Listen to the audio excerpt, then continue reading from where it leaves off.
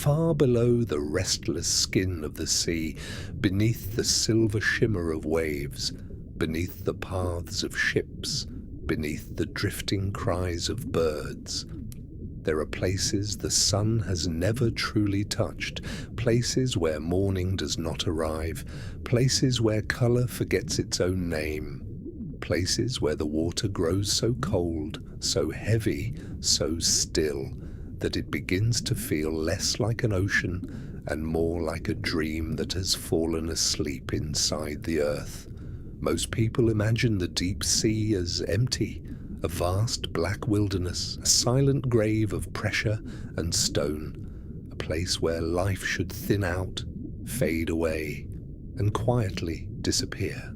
And yet, that is not the whole story, because hidden within that endless darkness, there are rare and secret places, where the seafloor breathes strange chemicals into the water, where invisible gases rise from cracks in the earth, where poison seeps upward through the mud, and where life, against every expectation, gathers close. Not around sunlight, not around warmth from the surface, not around forests of green, but around sulfur, around methane, around the cold, mineral breath of the planet itself. These are the toxic oases of the deep sea, silent gardens in a world without dawn, small kingdoms built not on light, but on chemistry, on darkness, on patience. And tonight, we are going there. We begin high above them, at the ocean's bright and familiar face, where the sea still flashes blue beneath the day, where waves curl and scatter light, and where the world still feels close to us. At first, the surface seems alive in a way we understand. The air moves, the water glitters, the horizon stretches open and calm. Everything here belongs to the old human language of day and distance. But the ocean is deeper than appearances. It always has been. So we leave the light behind, slowly, gently, as though drifting down through layers of sleep. The upper waters welcome us first. Soft blue surrounds us. The last gold traces of sunlight tremble overhead. Tiny particles drift in the current like dust in a cathedral window. For a little while, the descent feels peaceful, almost weightless.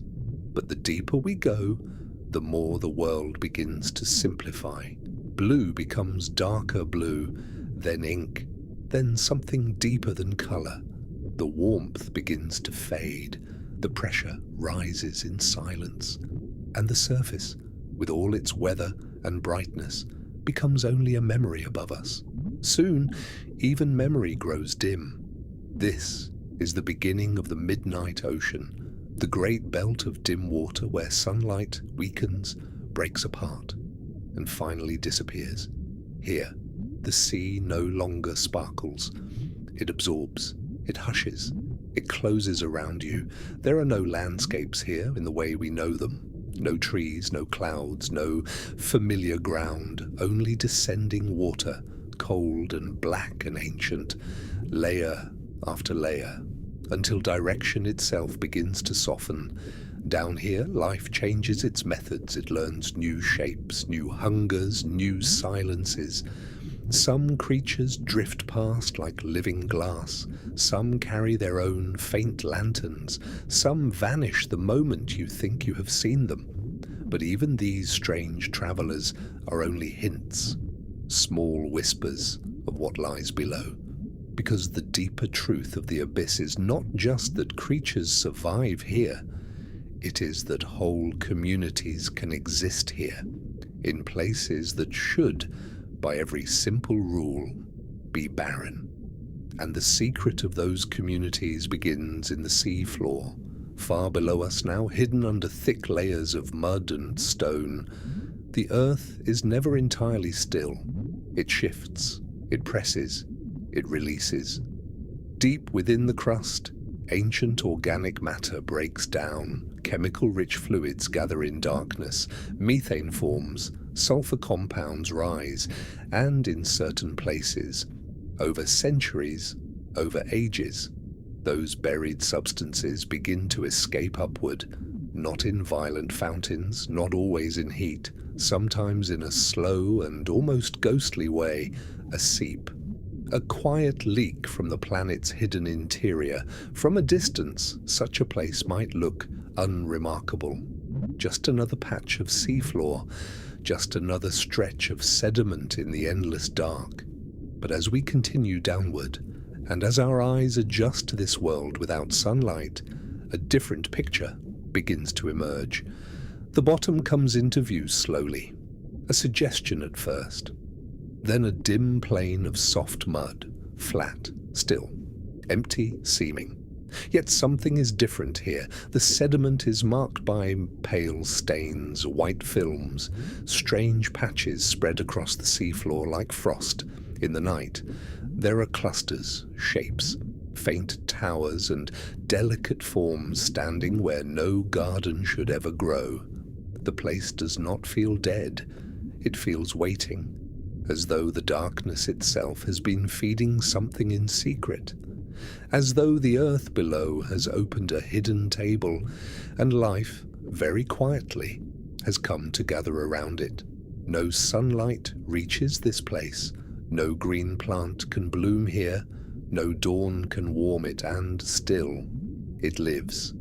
That is the mystery of the toxic oasis, not that it survives despite the dark, but that it has made the dark its home. Here, poison is not always poison. Here, what would suffocate one form of life becomes nourishment for another. Here, the rules of the surface loosen their grip, and the old, deep laws return, the laws of chemistry, the laws of pressure, the laws of silence. And as we hover above this first pale seep field, watching ghostly mats spread over the mud, watching the first signs of an unseen ecosystem appear beneath us, we begin to understand something rare and humbling. The ocean does not need sunlight to create wonder. Sometimes, in its oldest and darkest places, it builds entire worlds from the things we fear most, from cold, from pressure, from poison, from the breath of the buried earth. And this is only the beginning of our descent. We drift lower still, not quickly, not with urgency, but with the soft, steady surrender of something falling through sleep. Above us now, the upper ocean is gone. No blue remains, no silver, no trembling memory of day. There is only the deep water, wide and black, holding us in its patient, ancient silence. Below, the seep field stretches farther than it first appeared. What seemed from a distance like pale stains upon the mud now begins to unfold into patterns, curving streaks of white, soft, milky films spread across the seafloor, clusters of shells, thin pillars rising out of the darkness like forgotten ruins. Nothing here looks accidental. Every patch of white, every faint shimmer in the sediment, every strange growth anchored to the earth, speaks of a hidden process still at work beneath the floor below us. Somewhere under this calm plain, methane is slipping upward through buried layers of mud. Hydrogen sulfide seeps from the earth in slow exhalations. Mineral-rich fluids move through unseen fractures, and where those chemicals meet the freezing seawater above, an invisible bargain begins.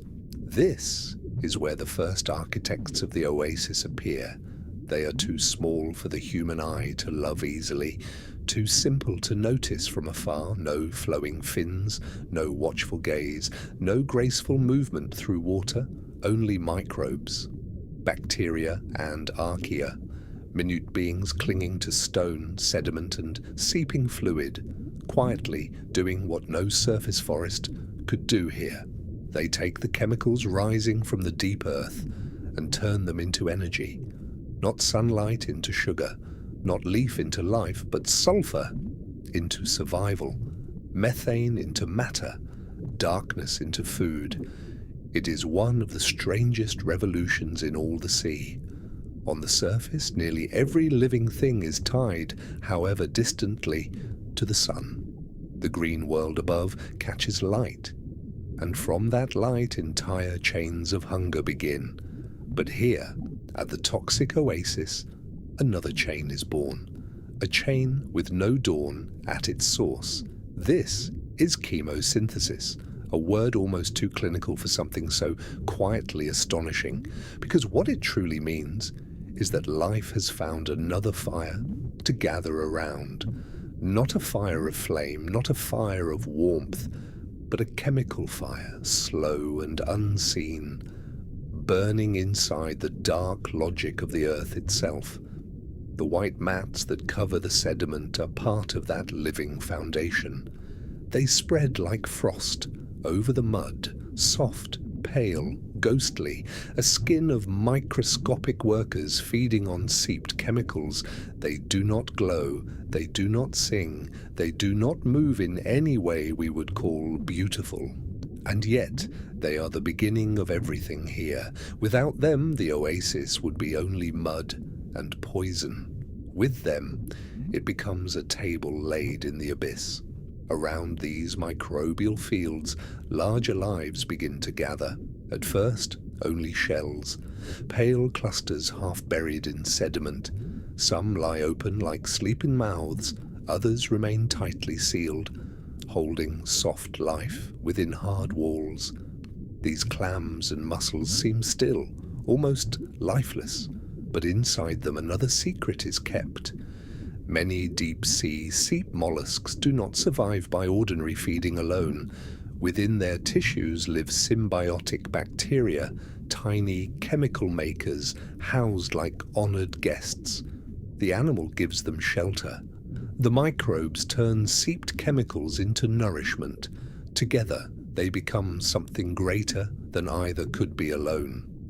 It is a partnership, older than our imagination feels prepared to hold, a creature of flesh, trusting its hunger to invisible companions. The deeper we look, the stranger the seafloor becomes. Tube worms rise in clusters nearby, long, pale bodies sheathed in delicate tubes, their soft plumes extending into the water, like crimson flowers in a moonless garden. They have no mouths in the usual sense, no jaws, no teeth, no simple hunt. Inside them, too, live bacteria, hidden partners transforming chemistry into life. The worms stand motionless in the current, not like hunters, not like wanderers, but like the still vegetation of some impossible underwater field. If you did not know better, you might think this place peaceful. A silent meadow in the abyss, a garden arranged by careful hands. But peace is not the same as gentleness. The fluids rising here can be toxic. The chemistry that feeds one creature can poison another. Hydrogen sulfide, especially, is lethal to most familiar forms of life. It interferes with the machinery cells used to breathe. To surface animals, it is the breath of death.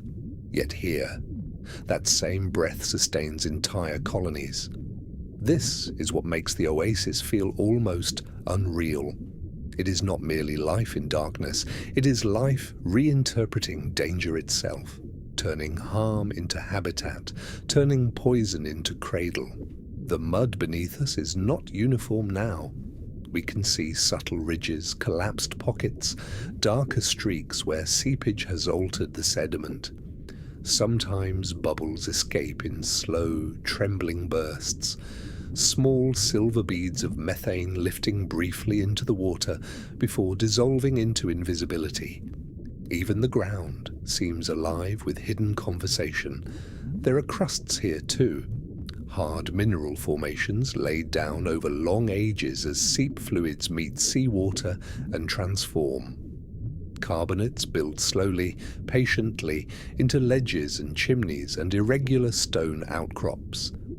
These become anchor points for new communities, places for worms to cluster, for shell beds to grow, for scavengers to creep in from the surrounding plain.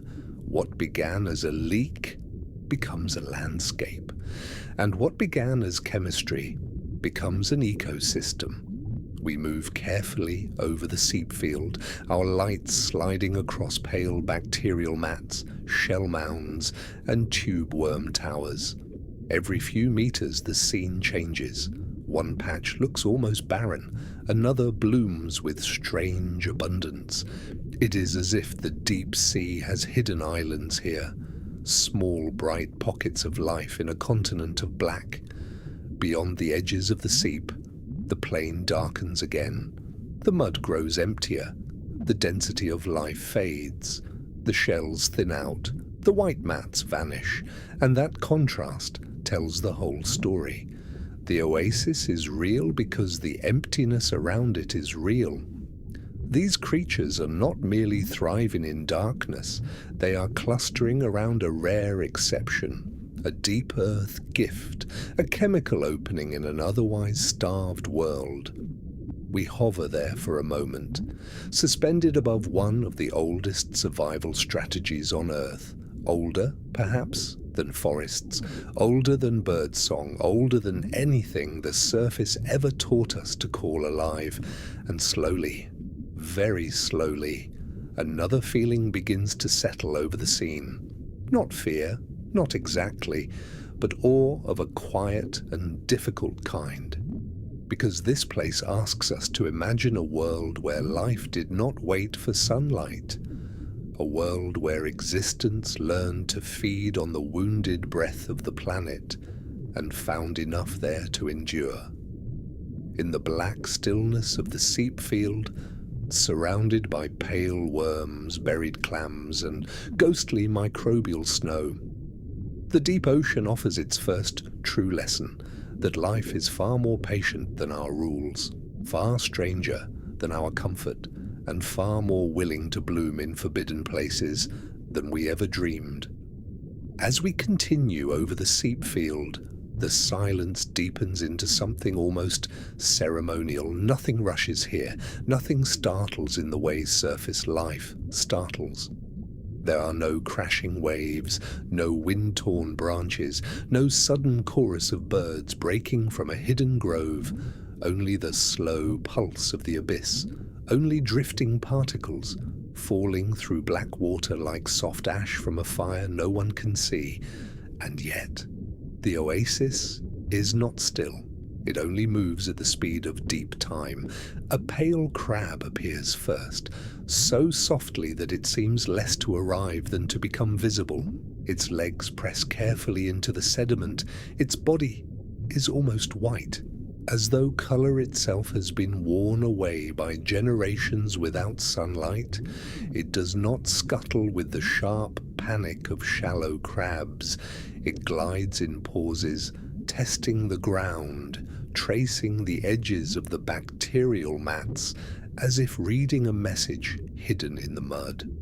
This is one of the smaller keepers of the seep field, a scavenger, a grazer, a patient visitor to the chemical garden. Nearby, another shape rises from the dark, longer-limbed, more delicate, a ghostly shrimp drifting just above the bottom. Its body is translucent in places, almost glass-like. Its movements are spare and exact. A slight tilt, a faint lift, then stillness again. Here, energy is precious. Nothing is wasted on unnecessary grace. Every motion has the feeling of an old decision. The more we watch, the more the seep field reveals its layered lives. Tiny worms thread through the sediment, small snails cling to mineral crusts, amphipods flicker at the edges of our light, brief, restless shadows feeding where they can. A fish hovers above the ground for a moment, soft-bodied and pale, then vanishes back into black water beyond the colony. No single creature rules this place. That is part of its mystery. On the surface, we are used to landscapes with obvious masters. forests with towering trees, grasslands with great herds, coral reefs bright with impossible abundance. But the toxic oasis is built differently. It is a quieter kind of kingdom, a layered economy of invisible work, a republic of microbes and symbionts, a place where giants are rare, and survival belongs to those who can endure the chemistry of the seep. Even the predators here feel restrained by the mood of the abyss. From behind a carbonate ridge, a larger shape begins to move.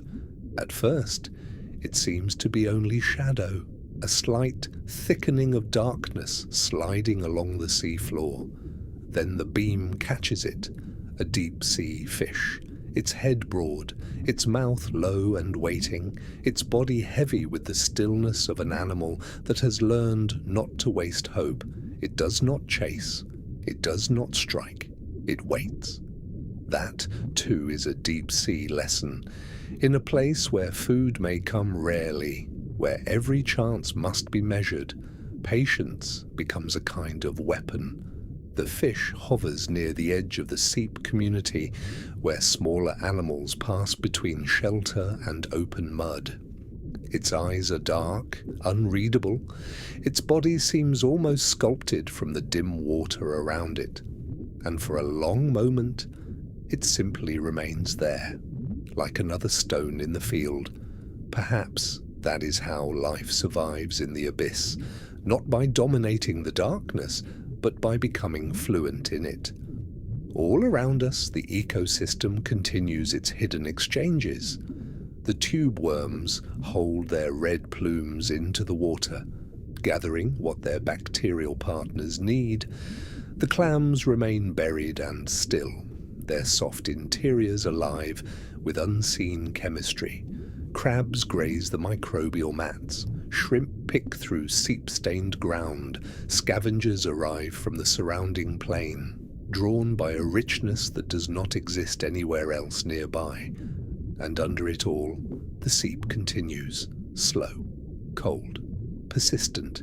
Methane moves upward from buried depths. Hydrogen sulfide leaks through sediment. Bacteria feed, minerals harden, shells gather. Death settles, life answers. The whole field feels less like an accident and more like a conversation between the earth and the sea. A whisper rising from below, a reply forming above. There is something ancient about that exchange, something that reaches beyond the modern ocean, beyond whales and reefs and tides, into an older planet. A harsher planet? A younger world where life may first have learned how to endure. Some scientists have long wondered whether places like this echo the earliest conditions of life on Earth.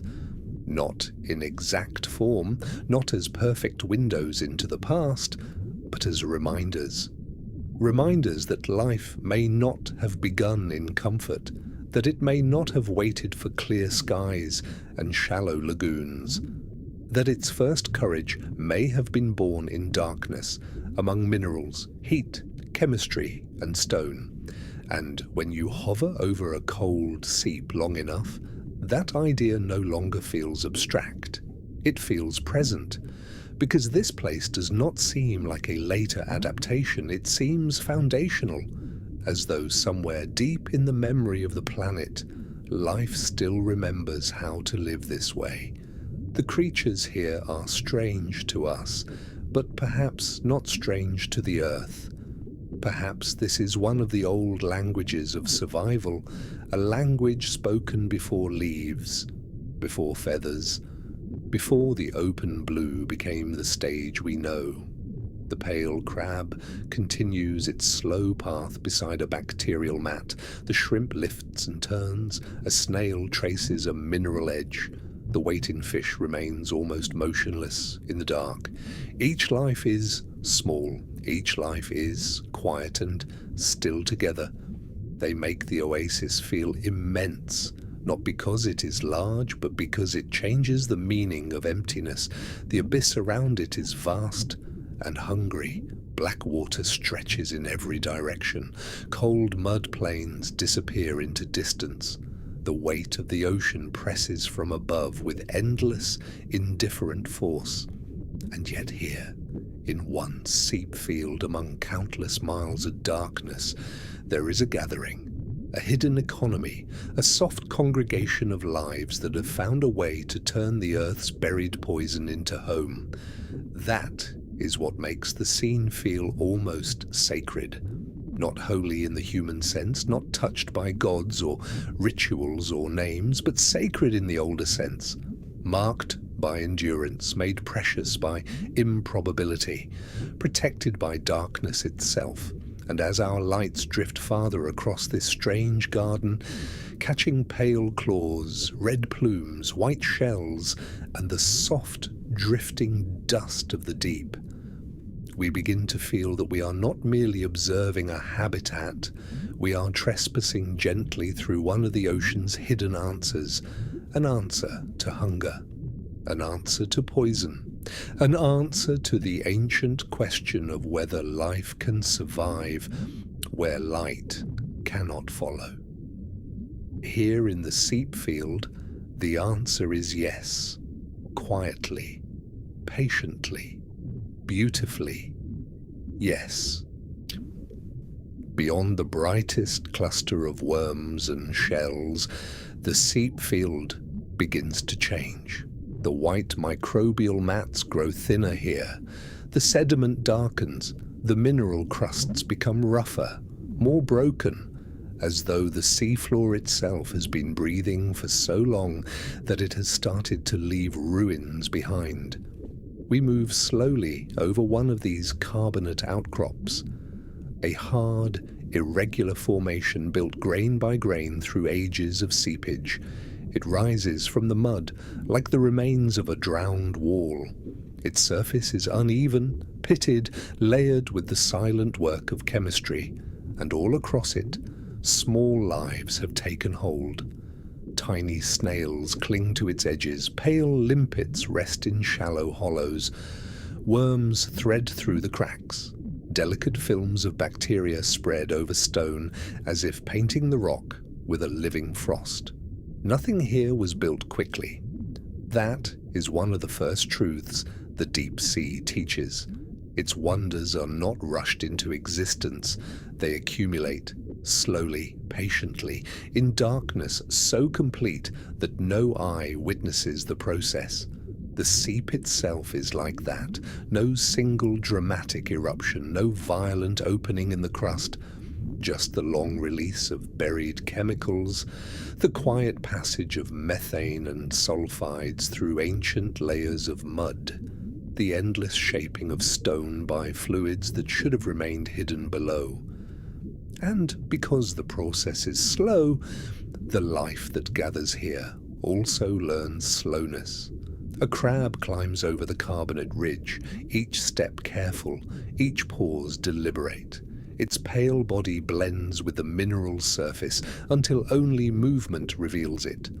For a moment it stops near a narrow fissure in the stone, as though sensing something within. Perhaps the seep is stronger there, perhaps a thin current of chemical-rich water still escapes through that crack.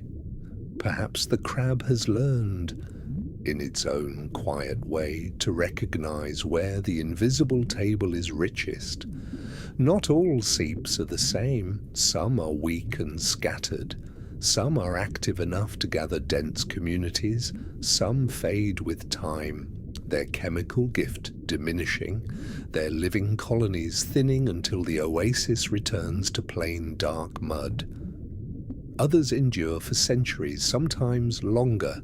That means a cold seep is not only a place, it is a chapter, a temporary opening in the deep, a window of abundance in a world of scarcity, a hidden season that may outlast generations of the creatures feeding there, but still, in the scale of the earth, remain only a passing breath. This makes the seep field feel even more fragile. Not fragile in the shallow waterway, not bright and easily broken like coral in warm, tropical light, but fragile in a deeper, sadder sense. A hidden world sustained by a condition so specific, so patient, that if the chemistry slows, the entire garden begins to dim. The tube worm towers ahead of us stand taller here, their red plumes like soft flames against the black. But even among them, there are signs of change. Some tubes are empty, some lean and darken, some lie broken across the mud as if an older colony has already begun to fall silent. Death is always present in the oasis, not as interruption, not as failure, but as part of the exchange. Shell beds build from long generations of clams that once fed here. Mineral structures rise around creatures that have already vanished. Scavengers move through the remains. Bacteria continue their work beneath the surface.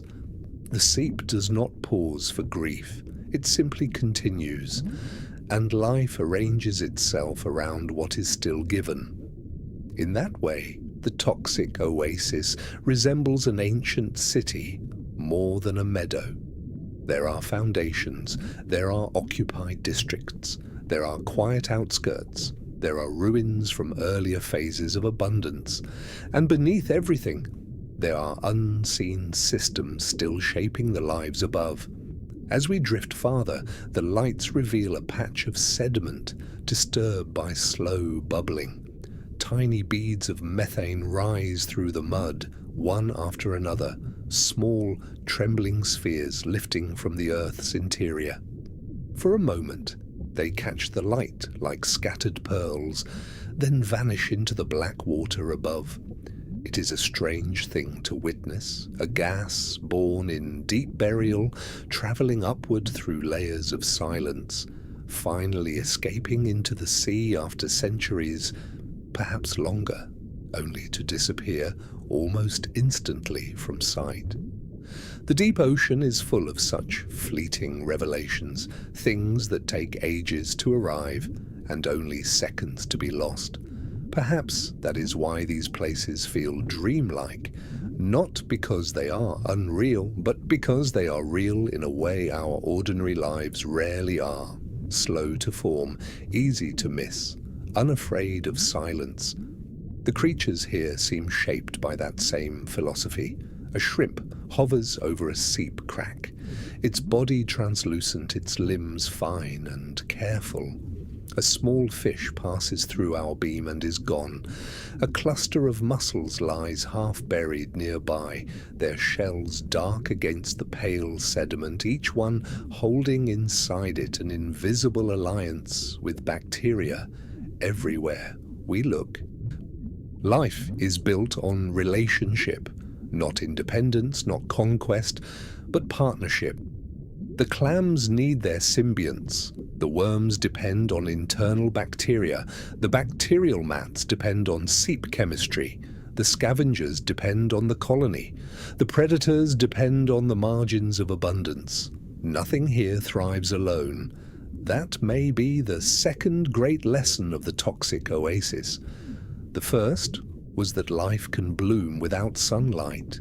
The second is that in the deepest darkness, survival often becomes a form of cooperation so intimate, so complete, that one life begins inside another.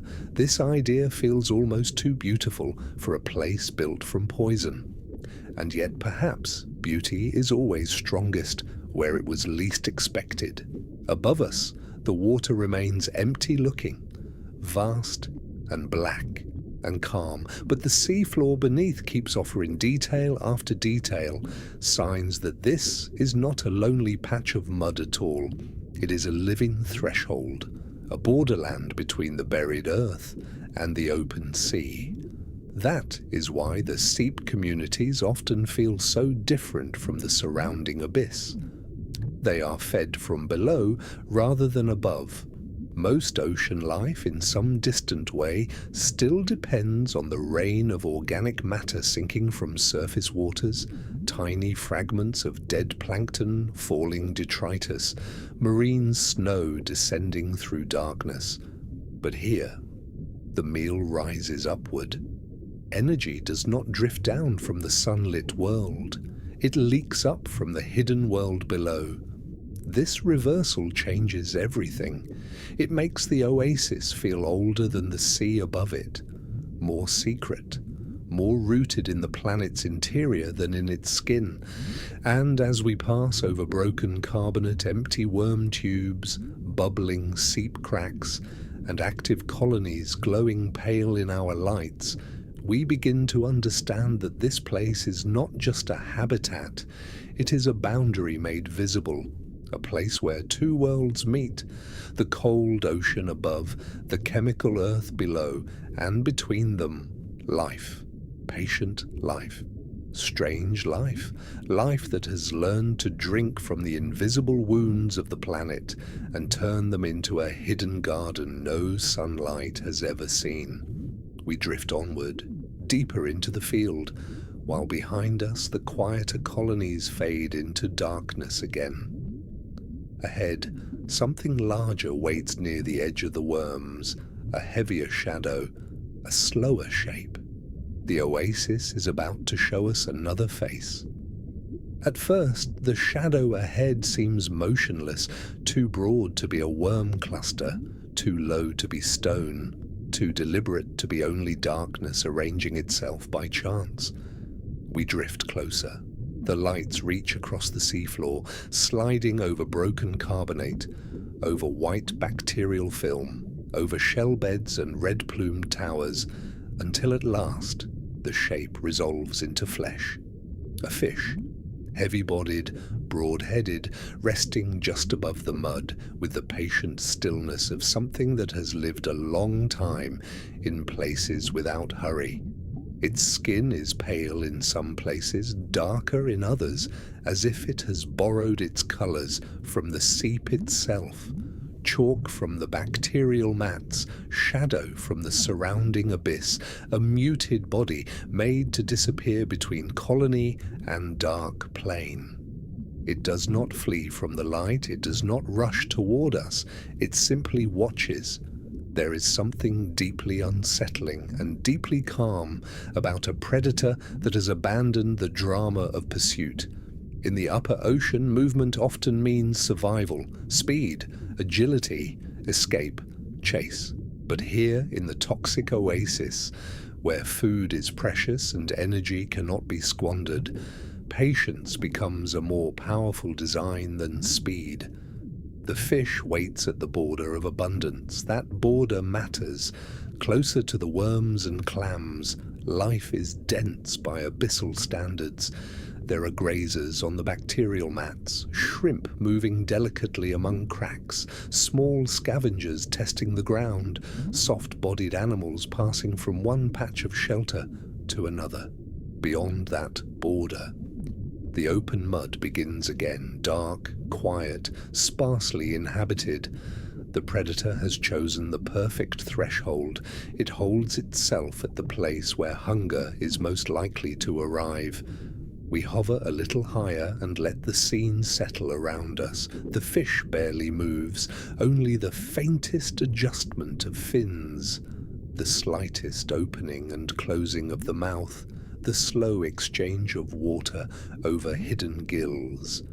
Its eyes are dark, reflective in our beam for only an instant, not expressive in any human way, not cruel, not kind, only present. In the deep sea, presence is often enough. A small shrimp drifts too far from the shelter of a seep crack. For one heartbeat, it hangs in the water column, light catching its translucent body.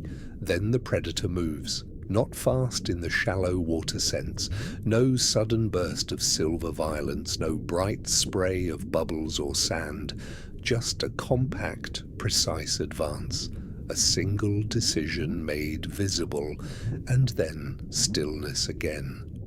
The shrimp is gone, the fish returns to waiting. It is over so quietly that the seafloor itself seems not to notice. This too is part of the hidden order of the oasis. It is easy, from afar, to imagine such places as peaceful merely because they are silent. But silence is not mercy. Silence is only the way deep life conducts its business.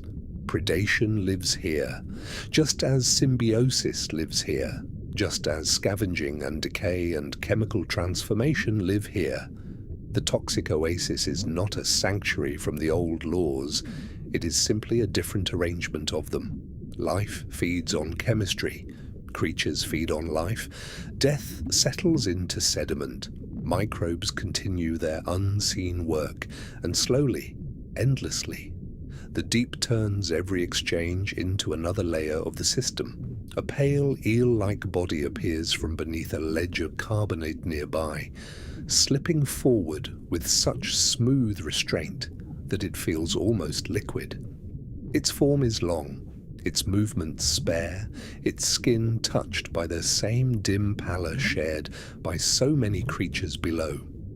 It explores the edge of the colony, not in panic, not with boldness, but with the strange composure of an animal perfectly fitted to scarcity.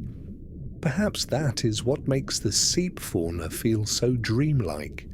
They do not behave like creatures in a rich world. They behave like thoughts moving through a narrow chamber of necessity. Every motion is weighed, every pause is meaningful, every drift from safety carries consequence. And yet the oasis continues to glow softly with abundance relative to the plain around it. Another crab appears, larger than the first, crossing an old bed of shells that crunch invisibly beneath its careful steps. Its claws touch the sediment, lift, and touch again. It pauses beside a broken worm tube, then continues toward a white patch of bacteria where the mud seems richer.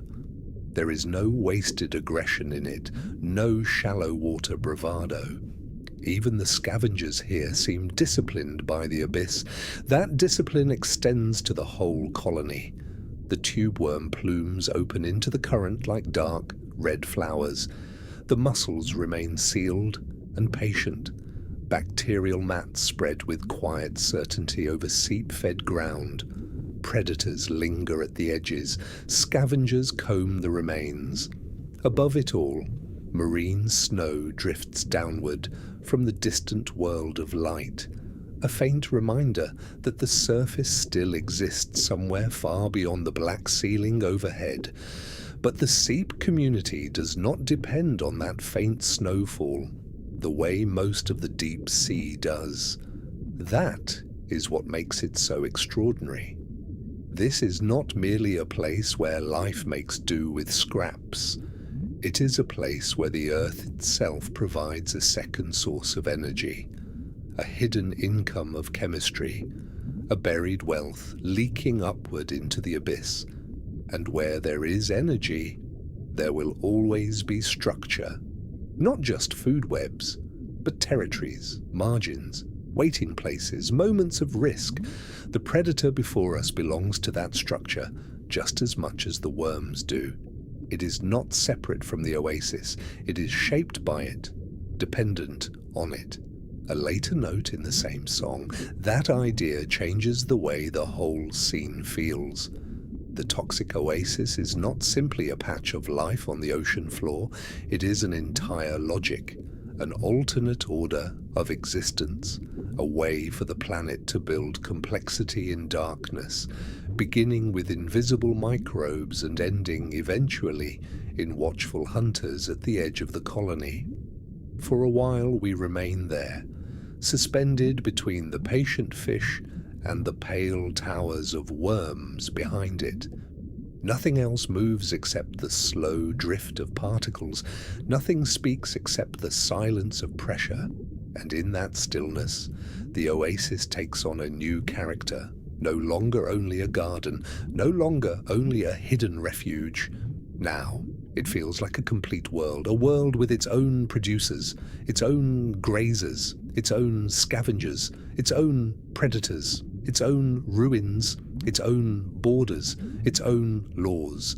A world built without sunlight, a world fed by poison, a world so unlike our own that it almost seems impossible, and yet so orderly that it feels somehow inevitable. Perhaps wherever energy gathers, life will learn to surround it. Perhaps wherever the planet leaks even a little possibility into darkness, something will come to meet it. The fish finally turns away from our light, slowly, its body dissolving back into the black margin beyond the seep. One moment it is there, the next it is only suggestion, shadow, returning to shadow. And as we drift onward over broken shells and white microbial fields, we understand that the oasis is far larger than any single colony. This was only one border, one threshold, one arrangement of life around a chemical gift. Ahead, the seafloor lowers again, and the worm towers begin to thin. The oasis is leading us toward another region now, a place where the chemistry grows stranger, and the deep begins to resemble not a garden, but the ruins of another planet. Or the seep field changes gradually, so gradually that for a while it is hard to say where one region ends and another begins. The tall red-plumed worms behind us grow fewer now. The shell beds lie more scattered. The white bacterial mats no longer spread in soft, unbroken sheets, but gather in torn patches, like frost left behind on stones after a long and silent winter. Ahead, the seafloor becomes harsher. Carbonate ridges rise from the mud in crooked lines. Broken chimneys lean at strange angles. Dark fissures cut through pale sediment. The ground looks older here, more exposed, more wounded by the chemistry rising from below. If the earlier colonies felt like hidden gardens, this place feels like a ruin, not empty, not dead, but ancient in mood, a landscape shaped by slow exhalations of the earth, built grain by grain, layer by layer, until the abyss has learned to wear the face of forgotten stone. We drift above one long mineral ledge, its surface rough with deposits left by seep fluids meeting seawater over uncounted years. In places it looks almost architectural, like a collapsed wall, like the remains of pillars half swallowed by mud, like the foundation of some drowned structure no human mind was meant to remember. And perhaps that is why the deep so often invites fantasy, not because it is false, but because it is real in forms so unfamiliar that the imagination reaches for lost cities, buried temples, and vanished worlds, simply to keep pace with what the eyes are seeing. Here, in the toxic oasis, those illusions come easily. A ridge of carbonate arches upward like the spine of some sleeping creature. A line of hollow tubes rises beside it like toppled columns. Clusters of mussels gather in the shadows between stone outcrops, their shells dark and still, as if waiting for a tide that never comes. Nothing is truly abandoned, and yet everything carries the beauty of abandonment.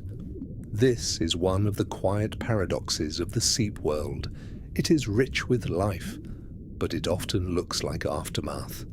The chemicals rising here sustain whole communities, and at the same time, they alter the ground, stain the mud, harden the minerals, and leave behind structures that resemble decay. Creation and corrosion happen together. The bacterial films cling to stone like pale breath. Methane seeps through fissures we cannot fully see. Hydrogen sulfide lingers in the sediments below, and the creatures living here arrange themselves around that chemistry with a precision that feels both delicate and severe. A crab crosses one of the broken ledges beneath us. Its pale body flashes in the light, then dims again. It pauses beside a patch of milky bacteria, touches the ground with one claw, then moves on. Farther ahead, a cluster of mussels lies packed so tightly together that they seem almost fused into the rock. They form dark, layered mounds, small cities of shell held in place by a hidden income of seepage below. Inside them, the old partnership continues, invisible bacteria turning chemicals into nourishment, animal life depending on inner alchemy. The same impossible agreement repeated again and again across the field, and beyond them, the seafloor opens into a zone even stranger still. The sediment there is paler, almost chalky, in our lights. Not smooth but crusted, as though the mud itself has been transformed by what rises through it. There are broken patches where the ground looks brittle, cracked, delicate, a skin over something restless beneath. We move lower. A faint shimmer appears near the bottom. Not a glow, not true light, but a wavering distortion where seep fluids alter the water just above the ground. It is subtle, easy to miss, yet once seen, it changes the whole feeling of the place. This is not merely landscape. This is process. The oasis is not finished. It is being made, even now, in darkness, under pressure, without witness.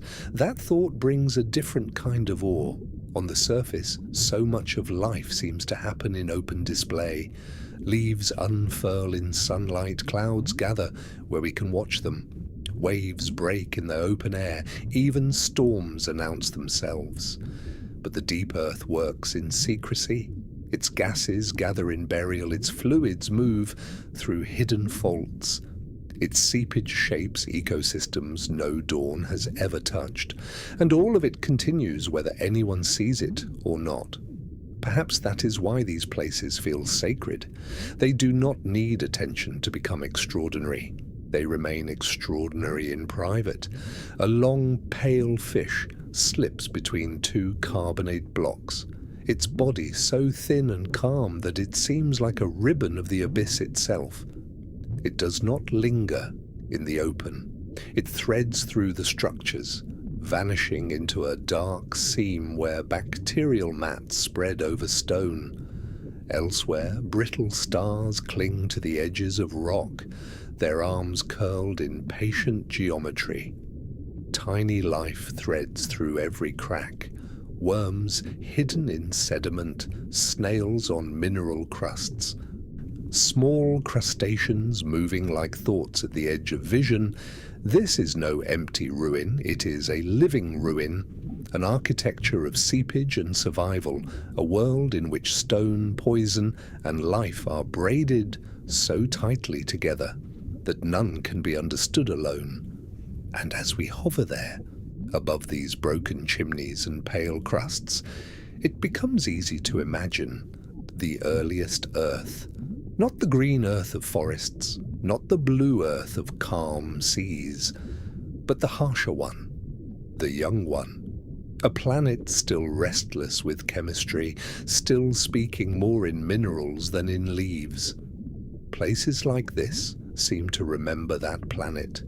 They remember a time when life may have had to begin with darkness as its cradle, when sunlight was not the obvious answer, when survival meant learning to read the language of rock, of sulfide, of methane, of hidden heat and unseen gradients.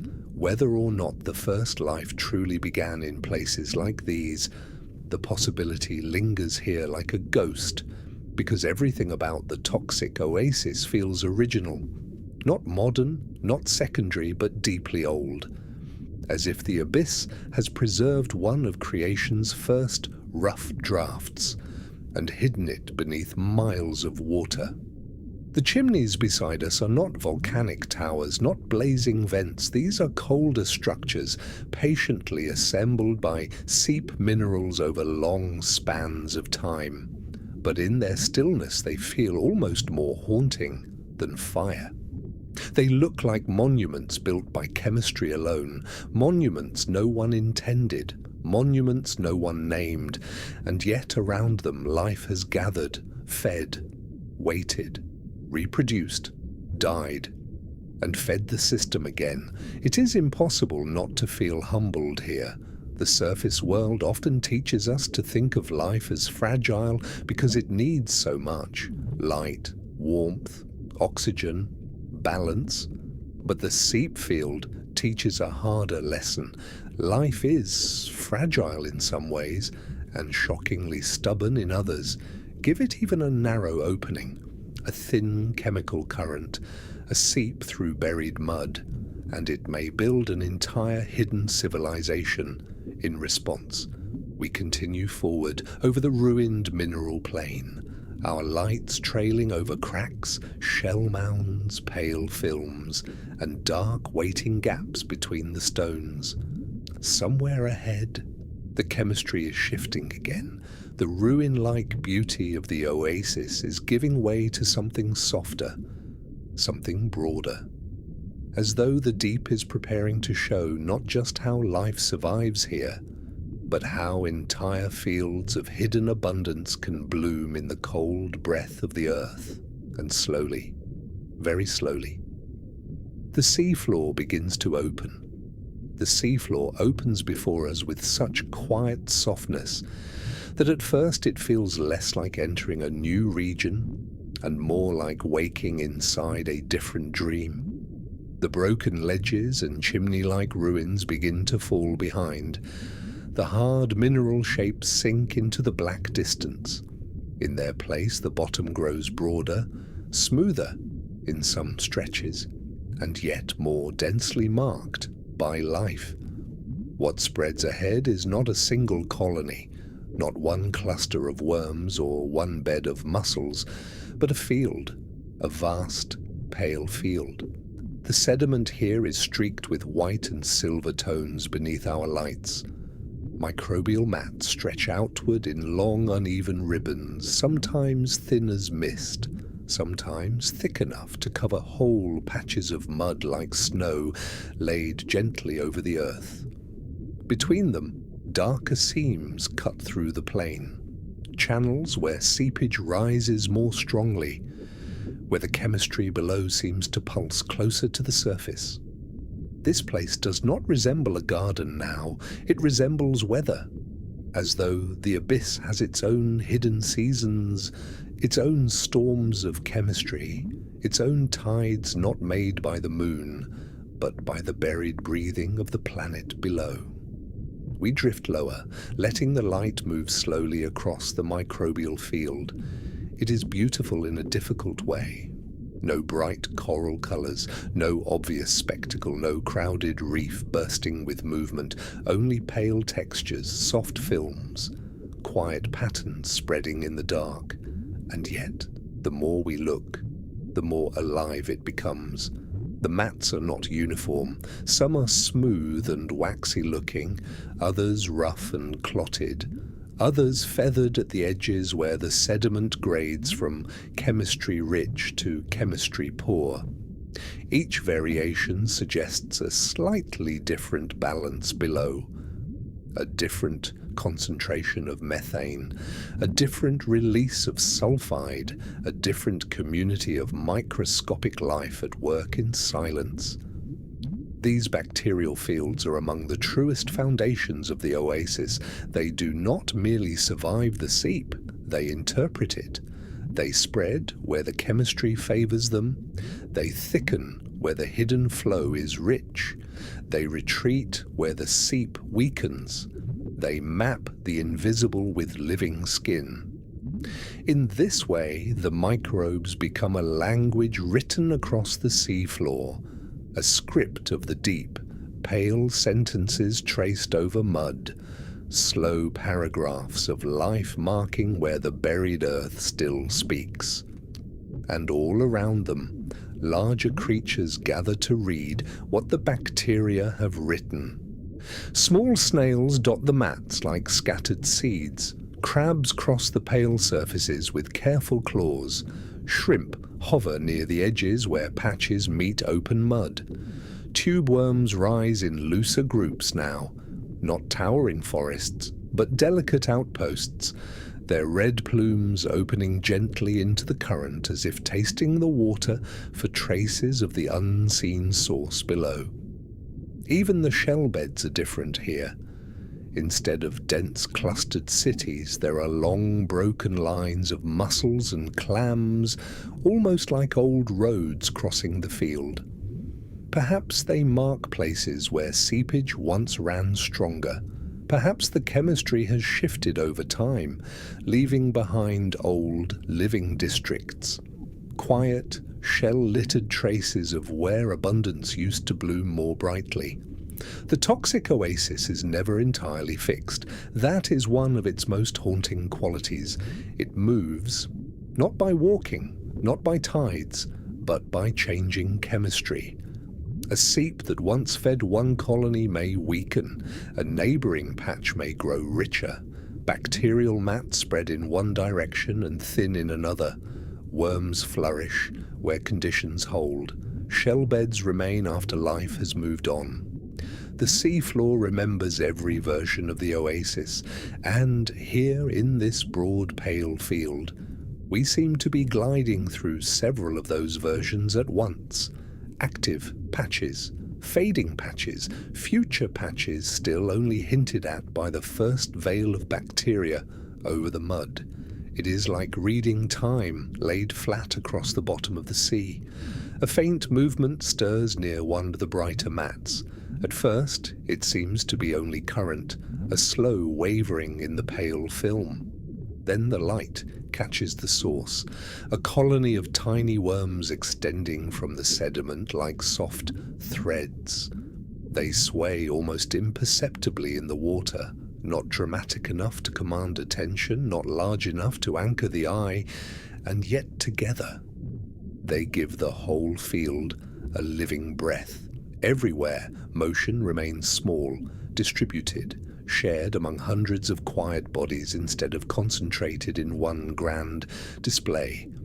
This is abundance made humble, not loud with colour, not violent with competition, but rich in the way old hidden things are rich, layered, patient, easily overlooked by any gaze that expects spectacle. Perhaps that is why the deep ocean feels so often misunderstood. We look for monsters, for giants, for sudden revelations, and they do exist. But so much of the abyss is ruled instead by modest miracles, by bacteria that can turn poison into sustenance, by worms that farm invisible partners inside themselves, by shell beds that mark old chemistry like fossils of a hidden weather, by fields of pale life spread softly across the seafloor where no sunlight has ever fallen. The field beneath us widens farther still. At its centre, a patch of sediment appears brighter than the rest, almost gleaming white in the beam. The mats there are thick, smooth, and uninterrupted, a broad sheet of microbial life coating the mud with the look of winter frost. Around its edge, larger animals gather. Crabs move in slow circuits, snails cluster in astonishing numbers, a fish hovers at a distance neither fully entering nor leaving the zone, and near one darker seam, a few tube worm plumes open like tiny crimson flames against the pale ground. This is not a random arrangement, it is zoning. Order. A community shaped by gradients too subtle for quick eyes to grasp. Where the chemistry is strongest, one kind of life dominates. Where it softens, another moves in. Where the seep fades into ordinary abyssal mud, the colony thins, and the great emptiness resumes its rule. The oasis is not just alive, it is organized. That is what begins to feel so profound here. This hidden ecosystem is not a temporary chaos fed by leaking chemicals. It is a structured world, a system of borders and preferences and occupations, an architecture built without sunlight, without leaves, without surface time. And in that architecture, the microbial mats are like the first streets, the first foundations, the first delicate floor on which everything else rests. We remain above the field for a long, quiet moment, letting the pale patterns widen beneath us. The scene is so gentle, so restrained, that it would be easy to mistake it for stillness. But the field is alive in every direction, alive in the bacteria spreading across the mud, alive in the shells half buried at old seep margins, alive in the worms extending from sediment like soft thoughts, alive in the crabs and shrimp moving from patch to patch, alive in the chemistry rising from below, slowly, persistently, feeding a world that should not have been possible. And perhaps that is the most beautiful truth the toxic oasis keeps offering us. That life does not always bloom in bright places. Sometimes it blooms in whispers, sometimes it blooms in stains, sometimes it blooms where the earth leaks its cold breath into eternal night, and no one is meant to see. As we move toward the denser gathering at the far edge of the field, the pale microbial mats begin to break apart into islands. Long white ribbons narrow into patches. The silver frost of bacteria no longer covers the mud in broad, smooth language, but clings instead to specific places, to seams, to cracks, to favored ground where the chemistry below still rises with quiet generosity. And in those places, life gathers more tightly. What first looked like heavy stones scattered across the sediment now begins to resolve into colonies. Dark mussel beds packed shoulder to shoulder, clusters of clams buried so deeply that only their shells show through the mud. Low forests of tube worms rising in groups, their pale tubes crowded together, their crimson plumes trembling softly in the current.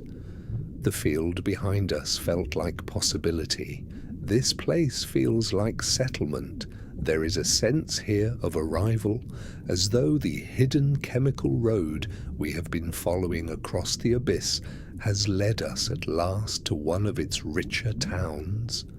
We lower ourselves gently above the colony. The mussels are the first to hold the eye. They lie in thick banks, some stacked over one another, some wedged into small depressions in the sediment, others arranged in long, uneven mounds following the seep line beneath. Their shells are dark, almost blue-black in places, though the light catches pale edges where age, sediment, and chemistry have worn them smooth. They appear passive, still, close to the world, but inside, a remarkable bargain continues. Within their tissues live bacteria that can use methane and sulfide as a source of energy. The mussels are not merely animals resting near the seep, they are homes for chemistry, living vessels carrying invisible factories in their own flesh. That truth changes the way they look.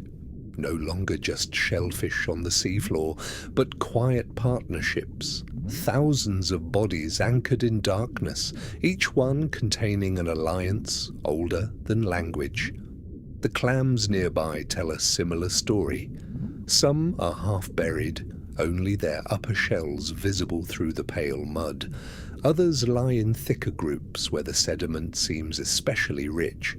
They too depend on internal symbionts, hidden companions turning toxic seep compounds into nourishment. If the microbial mats are the written language of the seep, then these mussel and clam beds are its living monuments. They mark where the chemistry has been generous enough. steady enough for larger, slower lives to root themselves into place. And above them, the tube worms rise. There is something almost ceremonial about them. Their white tubes lift from the sediment in clustered ranks, soft columns in the dark. At their tips, the red plumes extend into the water, delicate, feather-like, almost floral in the beam of our light. They do not sway dramatically, only a slow breathing motion, a subtle opening to the current. They look fragile, but their presence here is an act of endurance. Like so many seep creatures, these worms do not rely on ordinary feeding. They house bacteria within themselves, deep internal companions that convert chemical energy into life. The worm offers protection, transport, access to the seeped compounds. The bacteria provide nourishment. Again and again, the oasis returns to this same deep principle, life within life. One body surviving through the labor of another, partnership as destiny in a place where independence would fail. We drift along the edge of the colony. A crab picks its way across a bed of shells, pausing now and then to test the sediment. Small snails cluster in astonishing numbers between the mussels, their shells glinting faintly.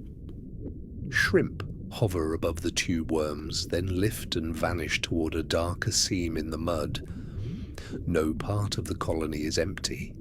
Even the spaces between the larger forms are inhabited by tiny worms in the sediment, by microbial films on shell surfaces, by minute crustaceans threading through the colony like living punctuation. This is abundance in deep-sea terms, not riotous, not loud, but dense with hidden transactions. Each shell bed is also a history.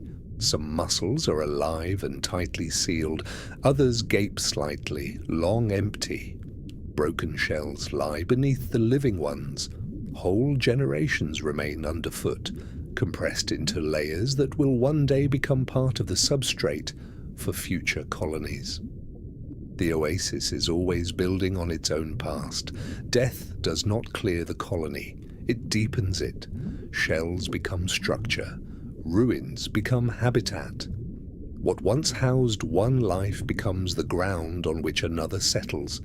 This layering gives the colony a feeling of age, not just biological age, but civic age, as though this were an old city, built over older foundations still.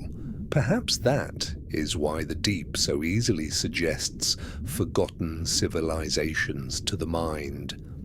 The tube worms like towers, the shell beds like districts, the bacterial mats like roads or walls or pale public squares. More, the microbial mats would fade. The shell beds would remain as the quiet memory of what had once been fed here. So much of this richness rests on a gift that cannot be seen directly. That makes the colony feel both powerful and vulnerable. Powerful because it proves how much life can be built from so little. From a narrow chemical leak in a place of cold and pressure. Vulnerable because all of it depends on the steady continuation of that invisible gift. Beneath the worms, beneath the mussels, beneath the clams and bacterial films, the buried earth still exhales. Methane rises, sulfides seep upward, minerals alter the mud, microbes feed, larger creatures gather, predators linger at the edge, shells accumulate, and the colony endures. We drift onward across the settlement, past denser shell banks and taller clusters of tubes, past pockets where life seems to press close together in quiet concentration. It is impossible not to feel that we have crossed from wilderness into society, not human society, not anything ruled by speech or law, but a deep-sea society all the same, structured by energy, held together by cooperation, defined by gradients of chemistry instead of roads or walls, and just beyond the richest part of the colony, another change begins. The mussel banks thin, the worm clusters break apart, the sediment grows darker once more, a long shadowed margin stretches ahead, one that feels less settled, more exposed. The oasis is leading us outward again, toward its borderlands, where abundance becomes uncertainty, and where the creatures of the colony meet the vast hunger of the open abyss. Beyond the crowded shell banks, the colony begins to loosen its grip on the seafloor. The mussels no longer lie pressed together in dark layered mounds. The tube worms no longer rise in close pale ranks. The clams become scattered, half-buried signs of richness thinning into distance. Ahead, the sediment opens again. It is darker here, less silver with bacterial frost, less marked by obvious abundance. The seep is still present, but it feels weaker now, more uncertain, as though the buried chemistry below has begun to whisper instead of speak. This is the borderland of the oasis, not fully empty, not fully thriving, a place between gift and starvation. We drift slowly above it, and immediately the mood changes. The crowded settlement behind us felt held together, organized, anchored by invisible wealth, but the margin feels exposed. Every living thing here seems to stand closer to risk. A lone tube worm cluster rises from the mud like a forgotten outpost. Its tubes are fewer, its red plumes smaller, as though this patch receives only the last faint traces of what richer colonies closer to the seep line enjoy in plenty. Nearby, an old shell bed lies half buried. Most of its inhabitants are gone. Broken valves overlap in pale, brittle layers. A few living clams remain tucked among them. But the place has the feeling of something fading. The borderlands keep such memories. They remember where the oasis used to be stronger. They hold the shells of older abundance. They preserve the outlines of former districts long after the chemistry has shifted elsewhere. In that way, the edge of the seep is full of ghosts. Not supernatural ghosts, not spirits, but ecological ghosts, traces of where life once gathered in greater numbers, ruins left not by war or disaster, but by the slow rearrangement of invisible gradients below the mud. We pass over a patch where the sediment is mottled with pale streaks. The bacterial mats here are thin and broken, like the last snow of a season almost over. A few snails still move across them. A small crab pauses there, touching the ground with deliberate care, as though reading how much food remains in this fading place. Even in decline, the oasis is not abandoned all at once. It recedes gradually, softly, one patch at a time. That slowness gives the whole borderland a sadness that is difficult to name. Nothing is dramatic. Nothing collapses in front of us, and yet everywhere there is the feeling of retreat, of life negotiating with diminishing fortune. Perhaps that is why the open abyss beyond feels so immense here. In richer colonies, the darkness was broken by towers of worms, by dense beds of shells, by fields of pale bacteria declaring where the buried earth still gives. But at the edge, the emptiness returns. It waits only a short distance away, a few meters beyond the last seep-marked patches. The mud smooths out into a darker plain. Almost no structures rise from it. Almost no visible communities interrupt its calm. It stretches outward in all directions with the old, indifferent face of the deep sea. That contrast is the true measure of the oasis, not just what blooms within it, but what surrounds it. A hidden civilization is only meaningful because the wilderness around it is so vast. A rich seep colony feels miraculous because the abyss beyond remains so hungry. A fish moves along the margin now. Not the patient predator we saw earlier, but a smaller one, thin-bodied, alert, keeping just close enough to the last shell beds to search for movement. It is a border creature, neither fully of the colony nor fully of the plain. That seems fitting. Edges are full of such lives, scavengers that benefit from what drifts outward, hunters that patrol where shelter ends, wanderers that venture in when the seep still offers enough, and slip back into emptier country when it does not. The borderland is not merely a place of loss, it is also a place of meeting. The logic of the oasis and the logic of the abyss touch each other here. Abundance meets scarcity, settlement meets wilderness, cooperation meets exposure. The hidden richness of chemistry meets the long, cold poverty of open mud. And in that meeting, new forms of patience appear. A brittle star lies against the sediment, its arms spread wide like a pale star fallen onto the ocean floor. It waits where faint currents may bring drifting particles. A shrimp hovers briefly over an old shell mound, then disappears. Small worms thread through the mud beneath us, where our eyes can barely follow. Invisible microbes continue their work below the surface, even where the seep weakens.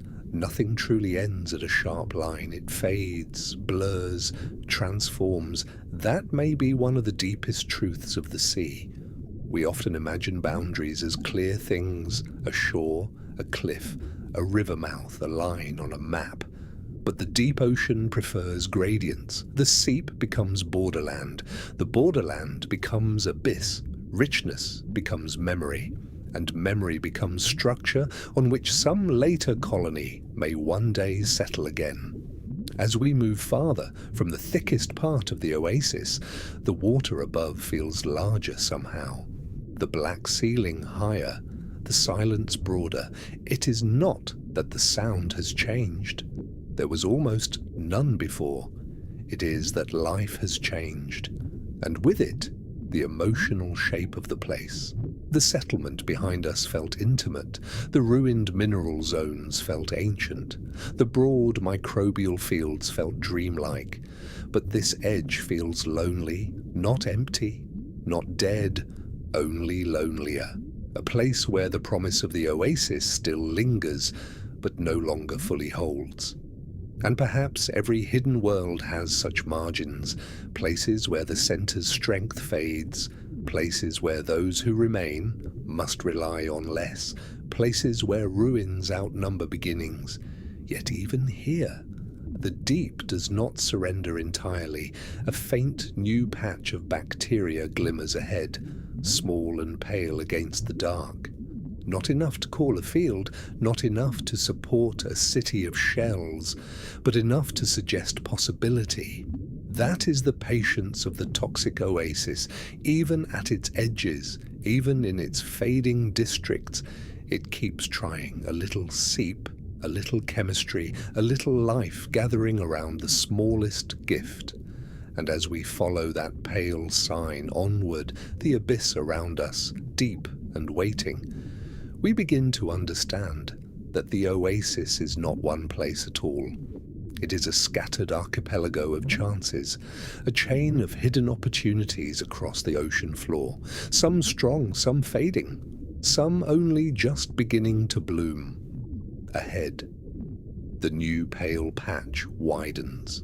Beyond it, the seafloor dips toward a darker basin, one that seems quieter, colder, and perhaps older than the colonies we have crossed so far. The oasis is drawing us onward again, away from crowded life, and toward a deeper silence where another secret waits beneath the mud.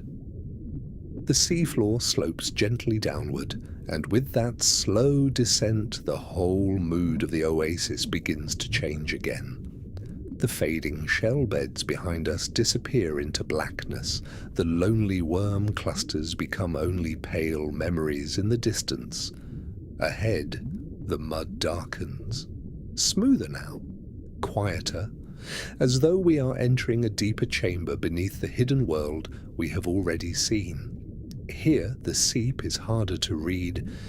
There are no broad white fields of bacteria, no crowded banks of mussels, no clustered towers of red-plumed worms rising like underwater gardens. Instead, there are signs. A pale stain on the sediment, a narrow crack running through the mud, a faint shimmer above the ground where fluid touches seawater. A few scattered shells lying where no shell should be if the plain were truly empty. This place feels secret even by deep-sea standards, not because nothing is here, but because everything is quieter, smaller, more hidden. We lower ourselves toward one of the pale stains. At first it looks like nothing more than a thin wash of white over dark mud. But as the light steadies, the surface resolves into a fine microbial film, delicate as frost on glass. The bacteria are here, not in grand abundance, not proclaiming a rich colony, but holding on. That matters. Because even the smallest patch of microbial life means the buried earth is still speaking below. Somewhere under this quiet basin, methane and sulfides continue their slow upward drift. A narrow current of chemistry still reaches the surface of the sediment, and where that current survives, life listens. A few tiny snails move across the film, almost too small to notice. A soft-bodied worm extends part way from the mud, then retreats again. Near the crack, a fragile shrimp hovers for a moment, transparent in the beam, then lifts away into darkness. It is not a city, not even a village. It is more like the first spark of a settlement, a beginning, or perhaps the last remnant of one, and for a while it is impossible to tell which. That uncertainty gives the basin a haunting beauty. In the richer parts of the oasis, life felt established, confident in its strange way. Here, everything feels conditional, as though one small shift below the mud, one weakening of seepage, and the whole place could go dark again. Yet perhaps that is exactly why it feels precious. The deep ocean is full of overwhelming scales, miles of water, immense pressure, vast plains of sediment stretching beyond sight, but sometimes the most moving thing in such a world is not immensity. It is persistence, a small patch of bacteria in a dark basin, a few shells marking old abundance, a shrimp hovering above a chemical whisper, life holding its place where almost nothing has been offered. We drift along the crack in the sediment. It twists across the basin floor like a thin black vein. In a few places, pale mineral crust has formed at its edges. In others, the mud looks softer, slightly disturbed, as though something below has breathed against it not long ago. The basin does not feel dead. It feels listening. Perhaps that is the true nature of the toxic oasis, not one single kingdom, but a scattered conversation between sea and earth. Some places answer loudly with shell beds and worm forests. Others answer in murmurs, with little more than a film of bacteria over cracked mud. Both belong to the same hidden world. Both prove the same impossible thing, that even here, in cold darkness, far below sunlight and weather and memory, the planet can still create a place for life.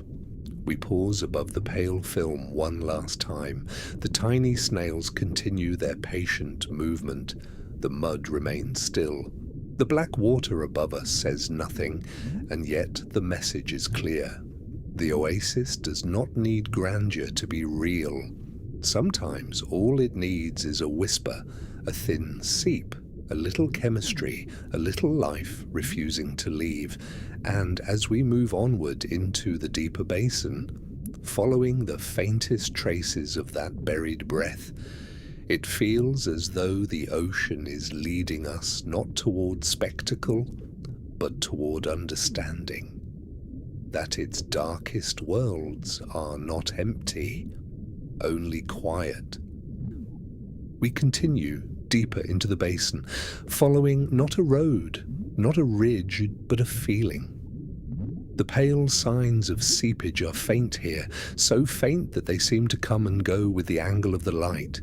One moment, the mud appears empty, smooth, unbroken, and the next, a thin silver film glimmers across it like breath upon cold glass.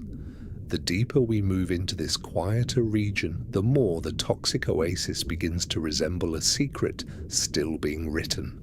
Not every chapter of the deep is loud with worms and shells. Some are softer than that, some are made only of hints, of beginnings too small for the world above to ever notice.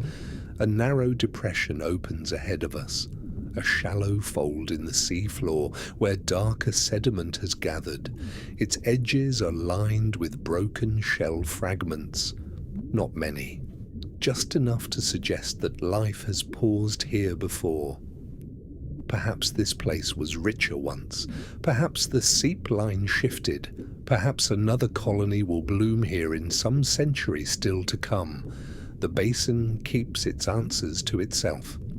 We drift down over the fold, and the lights reveal a fragile dusting of white spread unevenly across the mud.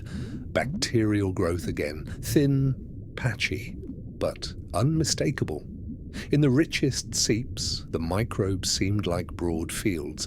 Here they feel more like handwriting, small pale strokes across a dark page, a few sentences from the buried earth, written in chemistry, read by whatever life is patient enough to remain.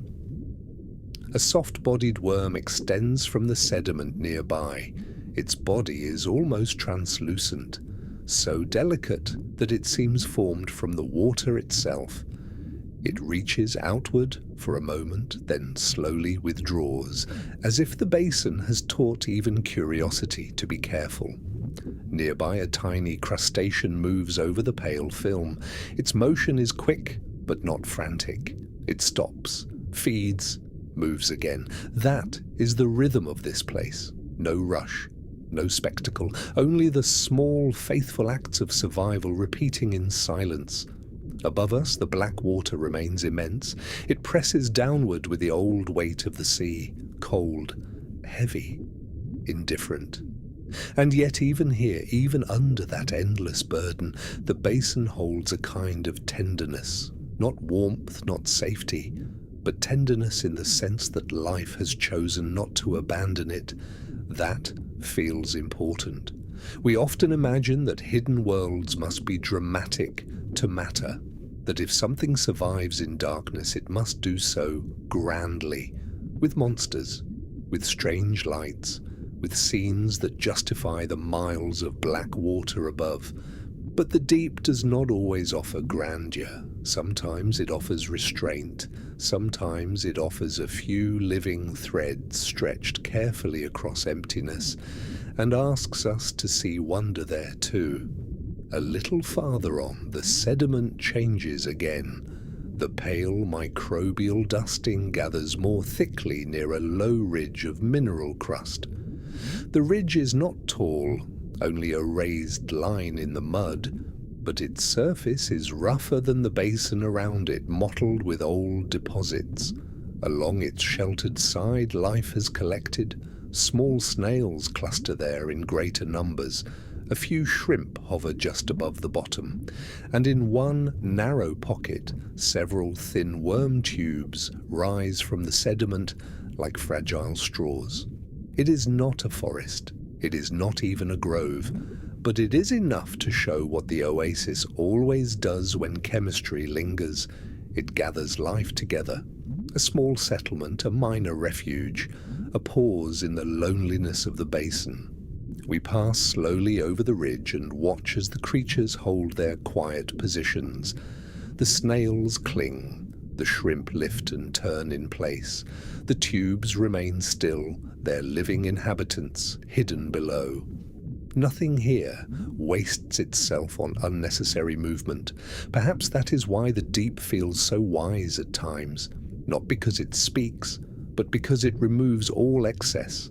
Down here, every living thing seems to understand a truth the surface often forgets, that survival can be soft, that endurance does not always roar, that sometimes life continues simply by remaining where the smallest gift still exists. The ridge fades behind us. Ahead, the basin floor opens once more, but now there is a new texture to the darkness, a sense of layering, a subtle unevenness in the mud as though buried currents of chemistry have shaped the ground from below. We are moving into an older part of the oasis now, a place where the signs of life are not only living signs, but preserved ones. Shell fragments, mineral seams, faded bacterial stains, traces left by earlier abundance. The basin is beginning to feel like memory. Not memory in the human sense. No mind is holding these moments. No story is being told below the mud. And yet the seafloor remembers. It remembers where seepage once rose strongly. It remembers where clams gathered, where bacteria spread, where a little colony endured for a while in the cold dark. That memory remains written in structure, in stains, in broken shell, in the changed texture of the basin floor. The toxic oasis is not just alive in the present, it is layered with former lives. And as we move quietly through this dim remembering place, it becomes clear that the deep ocean keeps almost everything. Not in perfect form, not unchanged, but enough. Enough for the next colony to settle on. Enough for the next seep to gather around. Enough for the darkness to never be truly empty. Far ahead, something pale begins to rise from the mud. Not large, not sudden, but distinct enough to catch the eye. Another cluster, another answer. Even here. The basin is not finished speaking. The pale shape ahead rises slowly out of the basin floor, so softly that for a moment it feels more imagined than real. We drift closer. It is not a shell bed, not a field of bacteria, not one of the crowded settlements we crossed before. It is a small cluster of worm tubes, thin, pale, and widely spaced, standing from the mud like the last fragile remains of a forgotten garden. No grand forest surrounds them, no dark banks of mussels press at their base, only a faint whitening of the sediment nearby. A subtle sign that the seep still breathes here, though weakly, and yet the tubes remain. That alone gives the place a kind of dignity. A few red plumes extend from the tops, small and delicate in the light, opening into the water with the same quiet trust we have seen again and again in the oasis. Inside each worm, the old partnership continues, bacteria turning buried chemistry into nourishment, life inside life. A hidden agreement holding steady in the cold. The cluster is modest, but it changes the feeling of the basin. Until now, this deeper region has felt like aftermath, a place of fading signs and soft remnants. But these worms are not only memory, they are presence. They prove the chemistry still reaches upward here, not strongly enough to build a city of shells, but enough to keep a few living towers anchored in the dark. We move slowly around them. A tiny shrimp hovers near one tube, then glides away. A snail clings to the sediment below. The pale film of bacteria spreads in broken strokes around the cluster, like a half-finished map. Everything here feels reduced to essentials.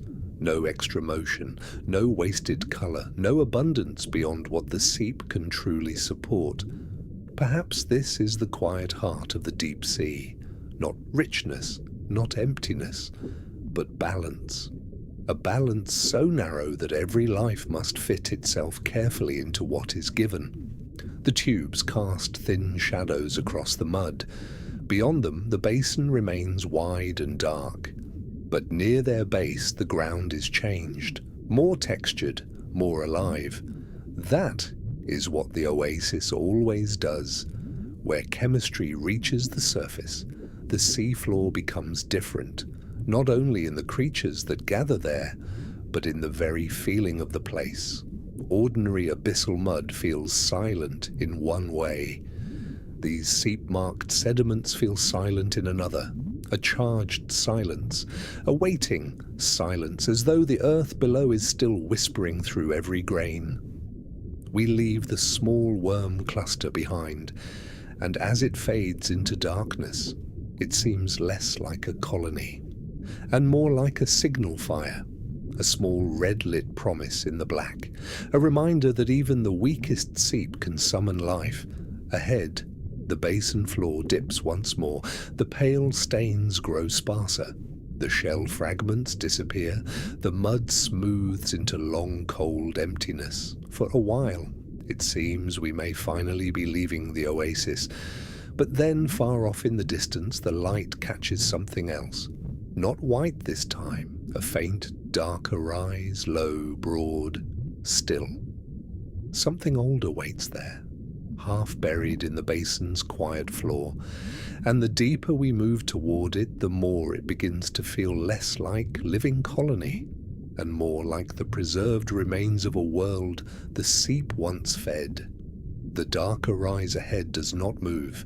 It waits in the basin floor, low and broad, like a buried memory slowly pushing back through the mud.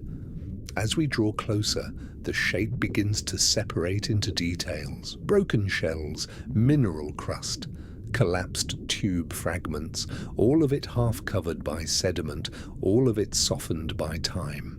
This is not an active colony, it is an old one, a place where the seep once fed life more generously, where worms once stood taller, where shell beds once pressed tightly together, where bacterial films likely spread brighter across the mud.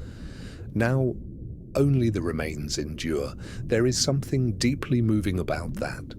Not because it is tragic in a dramatic way. Nothing here collapsed suddenly. Nothing was shattered by storm or flame. The colony simply faded as the chemistry beneath it changed, and the life above slowly thinned. That is the deep sea's way, not endings shouted into the dark, but endings whispered over centuries. We drift above the old mound in silence. The shells are brittle now, many broken open, their edges dulled by sediment and time. Some still lie in dense layers, pressed over one another like the roof tiles of a buried town. Between them, thin mineral seams run through the mud, the last hard traces of seepage preserved in stone. A few small snails move over the mound. A pale worm threads briefly from the sediment and disappears. Even here, where the colony has largely passed, life has not left completely. It never leaves completely. That may be one of the most haunting truths of the oasis. Its strongest places bloom, its weaker places fade. But the deep continues to reuse almost everything. Old shell beds become shelter, dead tubes become structure, mineral crust becomes foundation. The past does not vanish here, it settles, and later, something living returns to rest upon it. The mound beneath us feels like memory made physical, a record written not in words, but in layers, One layer of shells, one layer of mud, one layer of mineral deposit, another layer of shells again. Each one marks a period of hidden abundance, a season in the life of the Seep, a quiet chapter now closed but not erased. We move slowly along its edge. On one side, the mound rises in a rough line. On the other, it slopes gently back into smooth, dark sediment. That contrast feels almost symbolic. One side remembers, the other side forgets. And between them, the deep keeps drifting onward. Far above, the surface world still burns with daylight somewhere. Waves still break, ships still pass. Human hours continue their quick, bright movement. But down here, time feels heavier, more patient. A whole colony can live and fade, while the darkness barely changes its expression. Perhaps that is why this old Seep mound feels less like ruin, and more like endurance. Its first life is gone, yet its shape remains. Its chemistry remains in traces. Its structures remain ready for whatever small creatures may still find use in them. Even in silence, it continues to give. We pause over the highest part of the mound. Nothing dramatic happens. No creature bursts from the mud. No hidden predator appears from the dark. Only stillness. A profound, layered stillness. And in that stillness, the truth becomes clear. The toxic oasis is not only a place of living wonder, it is also a place of inheritance. Each generation leaves something for the next, even in death, even in fading, even after the Seep grows weak. Ahead, beyond the old mound, the basin darkens again, the remains fall away behind us, and somewhere, farther on, the faintest, pale shimmer begins to gather once more. Not memory this time, something living, something beginning again. Beyond the old mound, the basin opens once more into dark, level mud. For a little while it feels empty. No worm tubes rise ahead. No shell banks break the smooth floor.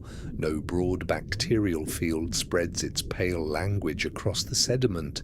Only distance, only cold, only the quiet pressure of deep water, resting over everything like a second sky made of black stone. And then, very slowly, the shimmer returns. At first, it is so faint that it seems like a trick of the light, a whitening on the mud, a slight brightening in one narrow band of sediment. But as we drift closer, the pattern becomes unmistakable, a new Seep line, not large, not rich enough yet to feel like a settlement, but alive in the way beginnings are alive. The pale film of bacteria runs along the seafloor in a broken curve, like the first chalk mark of a road still being drawn. It is thin in some places, thicker in others, as though the chemistry below has only recently begun to gather strength here. This is what makes the oasis feel almost eternal, not because any one colony lasts forever, but because while one place fades, another begins. The old mound behind us was memory. This pale seam ahead is possibility. We lower toward it. The microbial film has a soft, waxy look under the beam, like frost settling over dark soil at the edge of winter. Tiny snails already move across it. A few almost invisible worms disturb the sediment just beneath. Near one thicker patch, a pair of shrimp hover close to the ground, careful, precise, as if testing what this new Seep has to offer. Life arrives early. That is one of the great lessons of the deep. The moment a gift appears, however small, something comes to meet it. The Seep does not need to become a grand field before it matters. Even now, in this first modest expression, it is changing the basin around it. The mud is no longer only mud. It has become a threshold, a place where buried chemistry touches open water, and where the first layers of a future community may already be taking shape. We follow the line as it bends gently through the sediment. Here and there, tiny shell fragments lie scattered nearby, perhaps carried from older colonies, perhaps the first small signs of creatures that settled and passed on before the Seep fully strengthened. Either way, they make the place feel connected, as though every part of the oasis is linked by a long hidden migration of life and chemistry across the seafloor. Nothing is isolated here. The active colonies, the fading edges, the old ruins, the new beginnings, all belong to the same quiet cycle. A little farther along the seep line, the bacteria gather more thickly around a shallow crack. The mud there is slightly raised, slightly rougher, and for one brief moment a tiny bubble escapes upward, catches the light, and disappears into the black water above. A single breath from below. That small release changes everything. It confirms what the pale film had already promised. The Earth is still feeding this place. Somewhere beneath the basin floor, methane and sulfides are moving upward through old buried layers.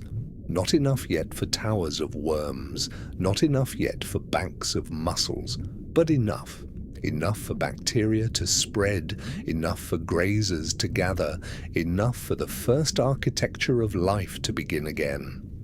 Perhaps this is how the deep ocean survives its own silence, not through permanence, but through renewal so patient that it almost escapes notice. We hover above the shallow crack and the new white seam trailing away from it. The shrimp remain near the thicker patch, the snails continue their slow wandering. The bubble is gone, the mud is still, and yet this place feels more hopeful than anything we have seen in some time.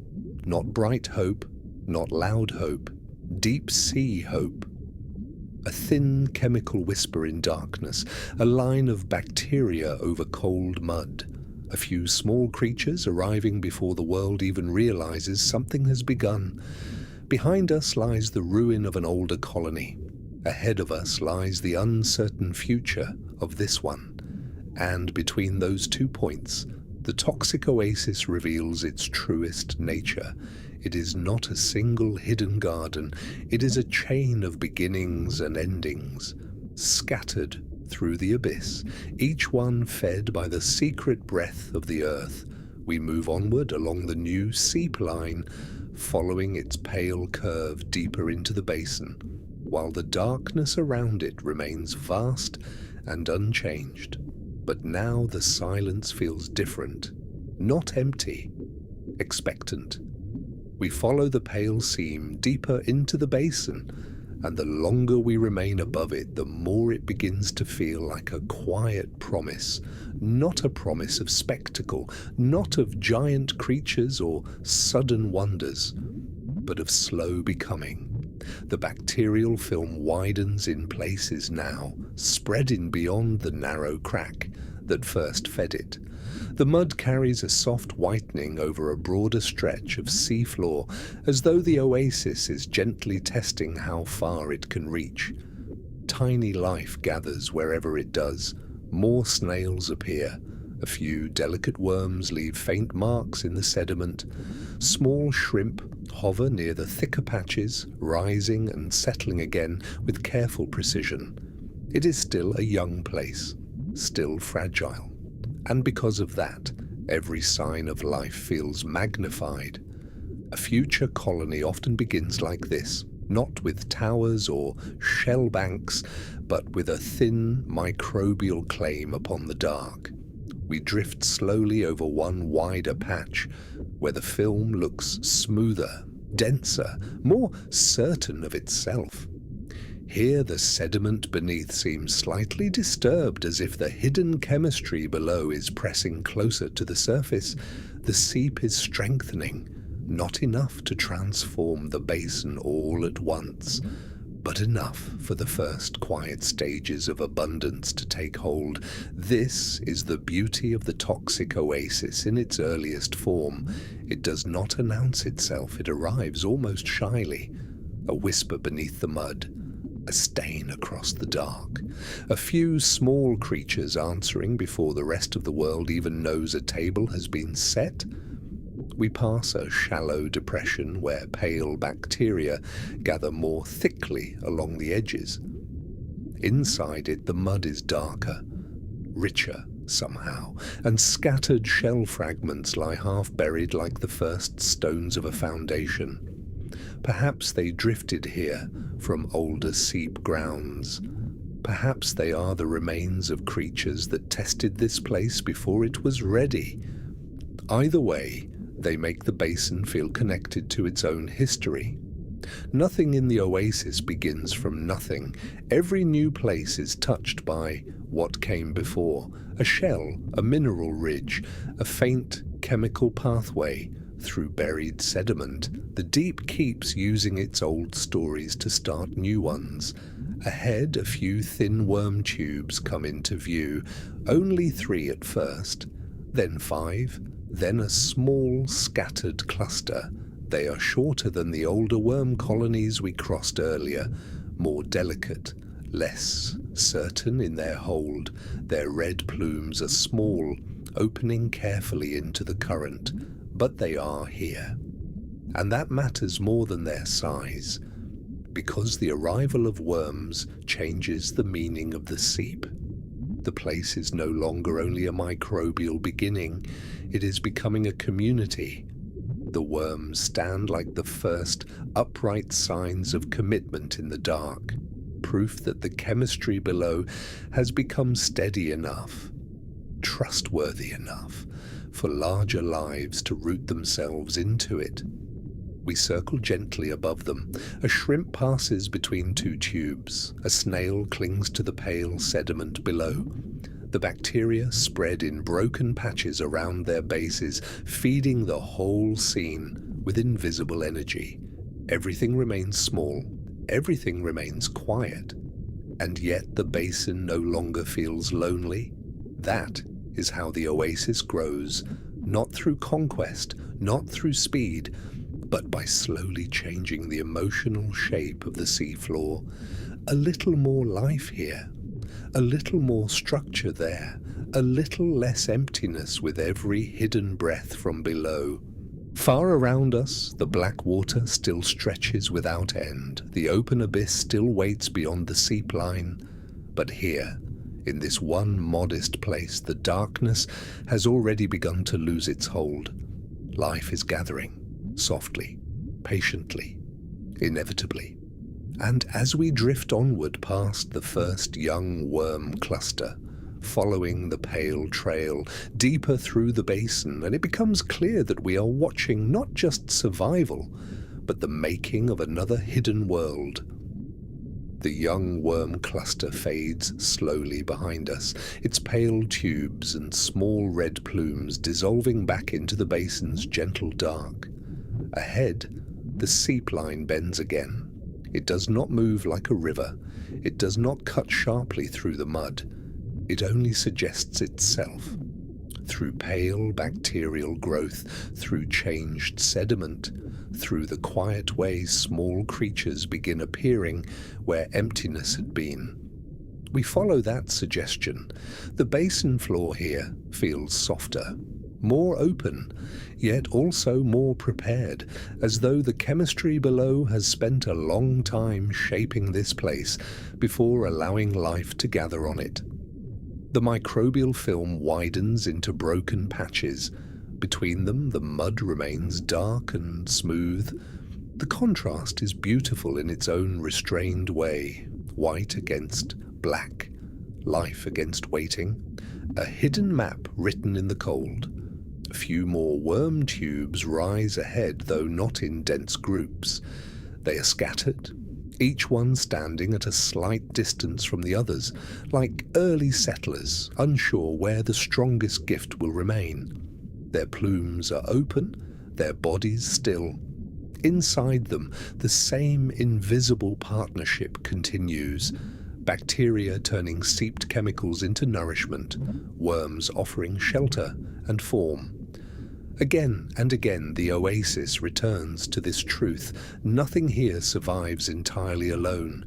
Even in its youngest colonies, even in its weakest beginnings, life must braid itself with other life.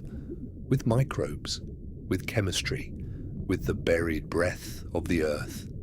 Near one tube, the sediment has gathered into a low mound. Shell fragments lie around it in a loose, pale ring. Not enough to call a bed, not enough to call a ruin, only a sign that layering has already begun. This is how a deep-sea settlement starts. First, the bacteria, then the grazers, then the worms, then the shells that remain after life passes through. Then, if the seep endures, more structure, more clustering, more hidden complexity. The whole process feels less like growth in the ordinary sense and more like listening, as if the creatures below are always waiting to hear whether the earth still has enough to give.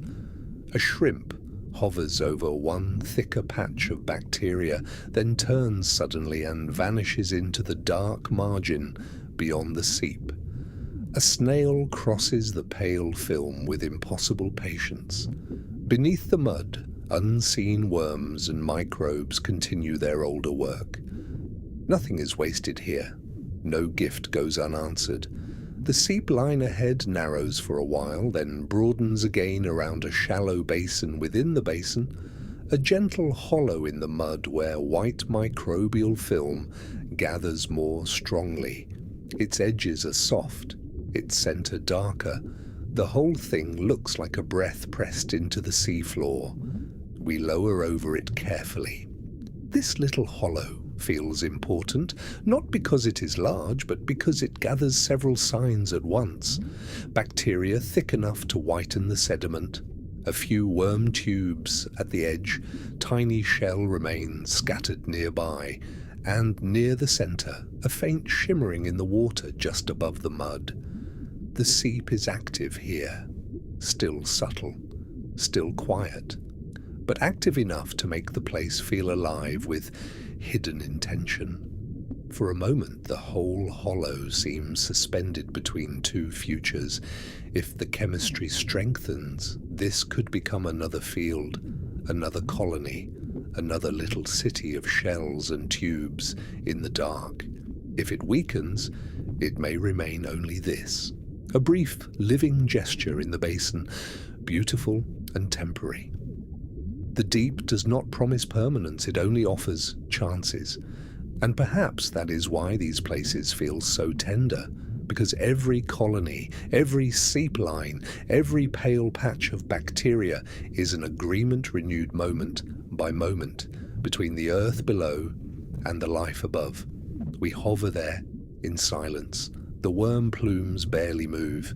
The bacterial film shines softly under the beam. The black water above remains endless and calm. Then, slowly, we continue onward, following the seep as it leads us farther through the basin, toward whatever larger form this new hidden world may yet become. We move beyond a shallow hollow, and the basin begins to feel less uncertain. The seep line is still delicate, still pale and quiet against the dark mud, but now it holds a steadier shape. The bacterial film no longer appears only in brief fragments. It stretches farther, thickens in places, returns again after every darker gap. The hidden world is gathering confidence. That change is subtle, but unmistakable. A few worm tubes become a few more. A few shell fragments become loose little clusters. A few wandering snails become a regular presence along the pale ground. Nothing here has grown loud. Nothing has become crowded. And yet the basin no longer feels like a place wondering whether life will stay. It feels like a place beginning to believe that it can. We follow the widening seam slowly, our light gliding over white bacterial film that spreads like soft frost along the mud. In one patch it gathers around a narrow crack. In another, it blooms gently across a low ridge. Each change in texture tells the same quiet story. The earth below is still giving. Near one thicker patch, several worm tubes stand closer together than any we have seen since entering this deeper basin. They are not tall, not numerous enough to resemble the great colonies we crossed earlier, but together they create a sense of structure, a beginning of architecture. Their red plumes open softly into the current. At their base, the sediment is pale and slightly raised. A few snails move between them, and one small shrimp hovers just beyond the cluster, keeping close to the enriched ground. This is how the oasis returns, not all at once, not as spectacle, but as patient accumulation. One seep line strengthening, one cluster holding, one little district forming where before there had only been scattered signs. The shell fragments nearby catch the light. Some are old and worn thin. Some seem newer, cleaner, less buried by time. Already the place is layering itself. Already the future is building on remains. The deep waste's almost nothing. That truth lingers with us as we drift onward. Above, the water remains vast and silent. Beyond the seep, the open abyss still waits in every direction. The darkness has lost none of its size, and yet here, on the basin floor, the silence has changed again. It no longer feels lonely. It feels occupied by bacteria turning poison into life, by worms trusting their hidden symbionts, by shrimp, snails, and small unseen grazers answering every faint enrichment in the mud. Life is not merely surviving here now, it is arranging itself. Ahead, the pale seam bends around another low rise in the sediment. The microbial film brightens there.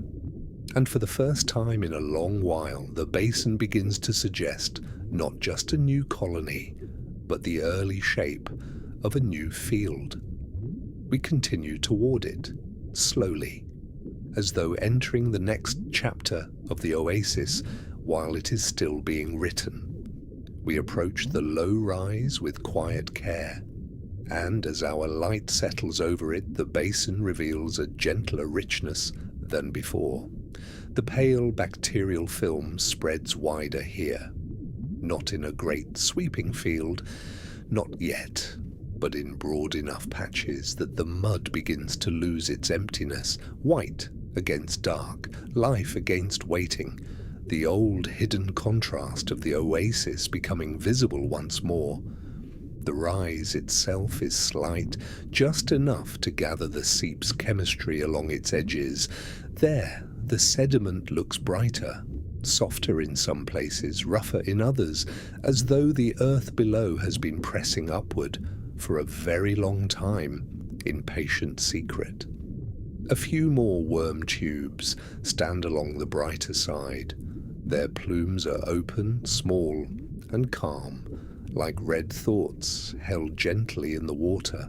Nearby, shell fragments have become shell clusters, still loose, still far from the dense banks of older colonies, but enough to suggest that creatures have begun returning here more often, settling, feeding, and leaving behind the first hard traces of continuity. That is what changes everything. A seep becomes a place when life begins to return to it repeatedly, when the mud no longer receives only a passing visitor, but starts to hold memory in shell, tube, and mineral seam. We drift lower over one pale patch, where snails move slowly across the bacterial film. A shrimp hovers nearby, almost transparent in the light, then slips sideways and settles again. These are small motions, barely enough to disturb the silence, but together they make the rise feel inhabited. The basin is no longer merely listening, it is answering. The deeper truth of the toxic oasis begins to show itself again here, that life in the abyss does not conquer the darkness. It persuades it. A little chemistry, a little partnership, a little repeated survival, and slowly the black plane becomes a living place. We follow the pale spread farther across the rise. In one shallow groove, the bacterial film thickens into a smoother white band. At its edge, several worm tubes stand closer together than before, and scattered shells lie around them, like the first rough paving of a future settlement. Nothing dramatic announces this growth. No grand threshold has been crossed, but the feeling is unmistakable. This seep is becoming reliable, not rich yet, not crowded yet, but trustworthy enough that life has begun to invest itself here. That may be one of the most beautiful ideas in the whole deep sea. That even in darkness, even under crushing pressure, living things can recognize a place worth staying for. Above us, the black water remains endless. Behind us lie old ruins, fading margins, and younger clusters. Ahead, this rise may become something more. And as we glide slowly across its whitening surface, following the soft spread of bacteria and the first careful architecture of returning life, the oasis feels once again like a world being made in secret. We leave the brightest part of the rise behind us, but the feeling of it stays, not because it was large, not because it was crowded, but because it carried that rare deep-sea certainty, the sense that life had found a place it could trust. Ahead, the basin floor stretches outward once more in long, dark curves, yet now the darkness feels altered. Not weaker, not smaller, only less absolute. Once you have seen bacteria whitening the mud, once you have seen worm tubes rise from what should have been emptiness, the abyss can no longer pretend to be entirely barren. It has been answered. The seep continues in fragments before us, a pale patch here, a thin line there, a slight roughening of sediment where hidden chemistry brushes close to the surface. No single sign is dramatic, but together they form a path, a quiet thread drawing us onward. We follow it slowly. On one side, the basin remains smooth and dark, almost untouched. On the other, the mud carries small interruptions, shell pieces, mineral seams, tiny bacterial smudges across the ground. It is like walking beside the first unfinished wall of a buried city. A few scattered worm tubes appear again, then vanish into the dimness, then return in another loose cluster farther on. The pattern suggests a seep that strengthens and weakens in pulses, feeding one patch more generously than the next. That, too, is the language of the oasis. It does not always bloom evenly. It gathers in pockets. It pauses. It resumes. It leaves one place thinly touched, and another quietly transformed. We drift above a darker patch of mud where the light catches something half buried. At first it seems to be only stone, then shell, then several shells together. Old ones, partly covered by sediment, their edges worn soft with time. Not enough to mark a major colony, only enough to say life has tested this place before. Perhaps the seep was stronger here once. Perhaps it will be again. That uncertainty gives the deep its strange sadness and its strange peace. Nothing here is fixed forever, but nothing is ever truly lost either. The basin remembers in fragments, and those fragments become invitations. A shrimp lifts suddenly from the mud, and drifts through our beam like a pale thought. It pauses over a thin bacterial streak, then settles again. Nearby, one small snail moves with patient certainty across the sediment, following nourishment too subtle for us to see. These creatures do not need spectacle. They need enough chemistry, enough stability, enough of the Earth's hidden breath to remain. Perhaps that is why the oasis feels so different from the world above. The surface often chases abundance. The deep more often honors sufficiency. Ahead, the pale signs begin to gather again near a low mineral seam. The mud there is slightly uplifted, slightly whitened, slightly changed. The familiar pattern returns. Bacteria first, small grazers next.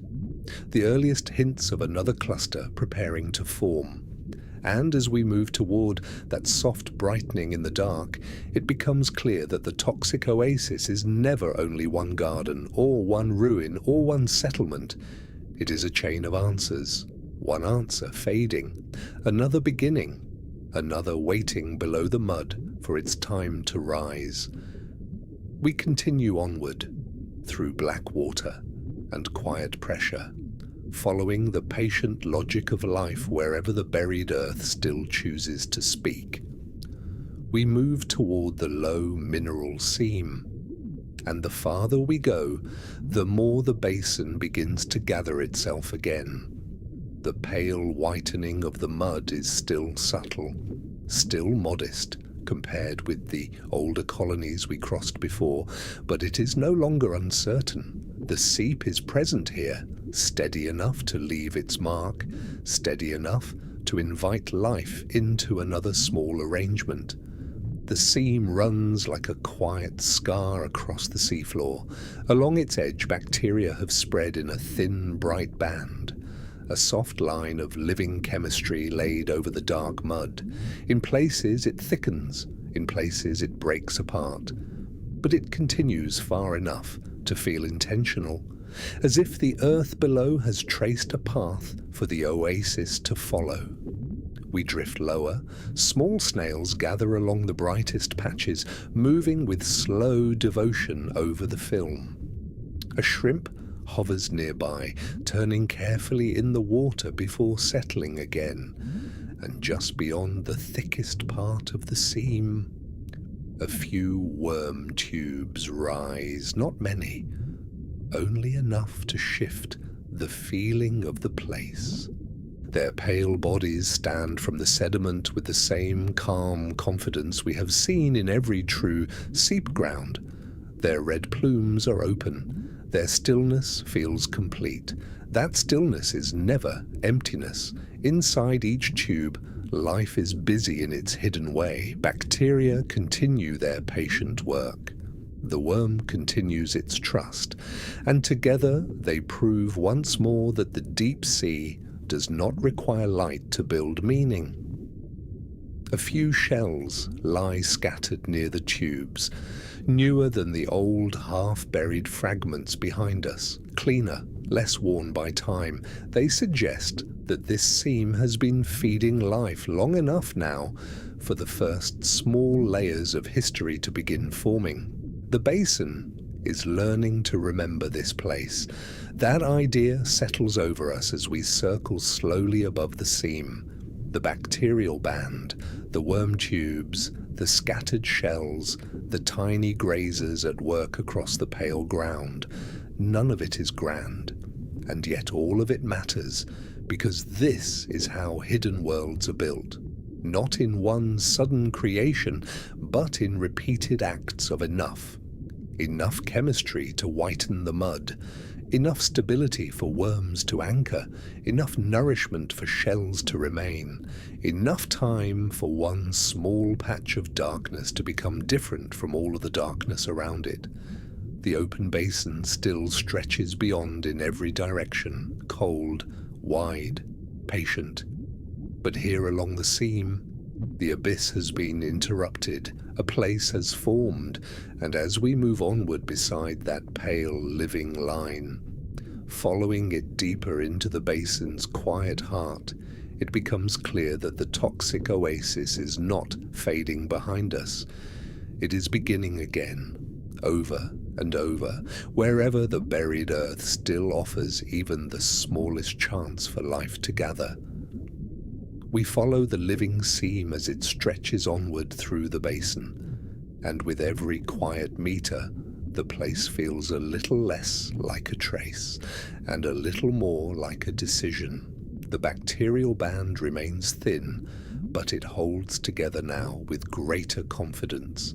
It no longer appears only in broken fragments scattered by chance. It runs across the mud in a pale, deliberate line, as though the seep below has found a steadier voice. On one side of the seam, the abyss remains smooth and dark, open mud, little movement, a silence so complete it feels almost untouched. On the other side, life has begun to gather into a pattern. Tiny snails move over the film in patient arcs. A shrimp hovers above the brightest patch, rising slightly, then settling again. Near a shallow crack in the sediment, several worm tubes stand close enough together to suggest the beginning of a true colony. Not large, not crowded, but no longer solitary. That difference matters. A single worm tube feels like survival. A small group feels like trust. We lower toward them, their pale bodies rise from the mud with quiet steadiness. At the top of each tube, the red plumes open gently into the water, not dramatic, not bright enough to break the mood of the basin. Only soft reminders that even here in chemical darkness, life can still resemble something like a flower. At their base, the sediment is more textured than the plain around it. Shell fragments lie in a loose scatter. Bacteria spread in thin white crescents around the thicker seep points. The whole place has the look of something organizing itself from within. That is perhaps the deepest wonder of the oasis. No sunlight directs it. No season announces it. No tide paints it into visibility for the world above. It builds in private. The earth exhales, the bacteria answer, then the grazers, then the worms, then the shells that remain when one life gives way to another. A world made step by step beneath miles of black water. We drift past the little cluster and see the seam widen briefly ahead. The whitening of the mud grows stronger there, broad enough now that the line becomes a patch. And the patch begins to resemble the smallest edge of a field. Life responds immediately. More snails, a few more shrimp, and farther out, barely visible at first, another set of worm tubes, shorter than the first cluster, but enough to show that the seep's influence is spreading sideways as well as forward. The basin is changing shape again, not physically in some dramatic way. The mud remains low and calm, the darkness remains endless above us. But emotionally, the place is changing. It no longer feels like a lonely chamber marked by remnants and hints. It feels inhabited, not densely, not richly in the way of the older colonies we remember, but honestly, presently, as if the abyss itself has agreed to share this small stretch of silence with life. Perhaps that is the truest form of beauty in the toxic oasis, not abundance for its own sake, but transformation. The way a plane of dark sediment can become a living threshold simply because the hidden chemistry beneath it remains generous enough, long enough, for life to believe in it. We remain over the widening patch for a moment. The shrimp turn and hover. The snails continue their slow feeding. The worm plumes barely move in the current. Everything is restrained. Everything is enough. And then we go on, following the pale spread deeper through the basin. toward whatever larger gathering this new seep ground may still be preparing to become. We move on from the widening patch, and the basin carries us into another stretch of quiet transformation. The seep no longer feels fragile here. It still speaks softly, through pale bacteria, through altered mud, through the patient arrival of small creatures. But its softness has become steady. That steadiness changes everything. In the earlier parts of the basin, each pale patch felt like a question. Would life remain? Would the chemistry hold? Would the darkness reclaim the place before a colony could form? Here, the question has begun to fade. The bacterial film spreads across the sediment in broader shapes now. Not a great field, not yet, but enough to break the basin into living zones. Thin white bands connect to smoother patches. Brighter patches fade into darker seams. The whole floor begins to resemble a hidden map, slowly revealing itself beneath our light.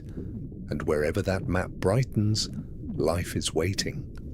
Snails move in greater numbers across the film. Their paths are slow, almost meditative, as if they have all the time in the world.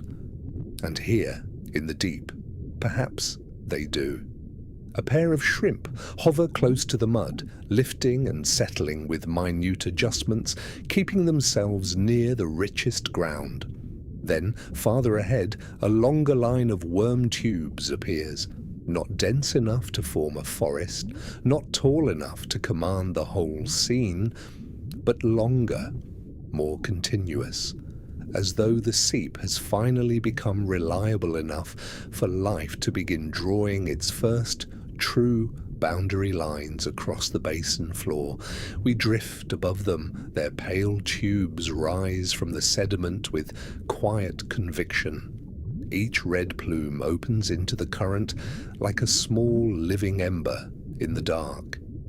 At their base, the mud is brightened by bacterial growth, and here and there shell fragments lie scattered between them. The place has crossed another threshold. This is no longer only a beginning. It is not yet a mature colony, but it has become something more than promise. A young district of the oasis is taking shape. That feeling settles over the whole scene. The darkness beyond remains immense, a cold and endless plain waiting on every side. But here, in this narrow band of enriched sediment, the abyss has been persuaded once again to make room for life, and life, as always, responds with patience rather than noise. There is no rush to fill the basin, no dramatic bloom, only the deep pattern repeated with quiet certainty. Chemistry below, bacteria above it, worms rising from that foundation, small grazers and drifters moving among them, shells beginning to remain behind as the first layers of memory. The toxic oasis builds itself the way deep time builds everything, through repetition, so gentle that it almost escapes notice. We follow the line of tubes farther on. In one place they thin again, in another they cluster more closely around a pale patch of film. That unevenness makes the colony feel alive in a truer way. Not perfect, not symmetrical, but responsive. Growing wherever the seep offers enough. A small fish appears at the edge of our light. It does not enter the colony fully. It hovers near the darker boundary where enriched sediment fades back into open mud. Then, with one slow motion, it slips away again. Even now, the border between oasis and abyss remains important. Life concentrates where the hidden gift is strongest. Predators and wanderers test the margins. The open basin waits just beyond, but the center is strengthening. We pause over the longest stretch of tubes and bacterial film. Everything here is calm. The plumes barely sway. The shrimp turn in place. The snails continue their patient work. Nothing asks to be admired, nothing performs, and yet the beauty of it feels complete, not because it is large, not because it is bright, but because it shows with such quiet honesty how little life may need in order to begin changing a world. A thin seep, a stable patch of mud, a few faithful symbioses, and suddenly the basin is no longer only a basin, it is becoming home. Ahead, the pale ground seems to widen once more, and the line of worm tubes bends gently into darker water beyond our light. We continue after it, deeper into the growing settlement, while the black silence above remains as vast as ever and somehow less empty. We follow the bending line of worm tubes into darker water, and little by little the young settlement begins to feel more assured of itself. The bacterial film spreads wider here, not in one smooth blanket, but in connected patches, pale against the dark mud, each one marking where the buried chemistry still rises with enough strength to matter. Between those patches, open sediment remains, quiet, cold, waiting. That contrast gives the whole place its shape.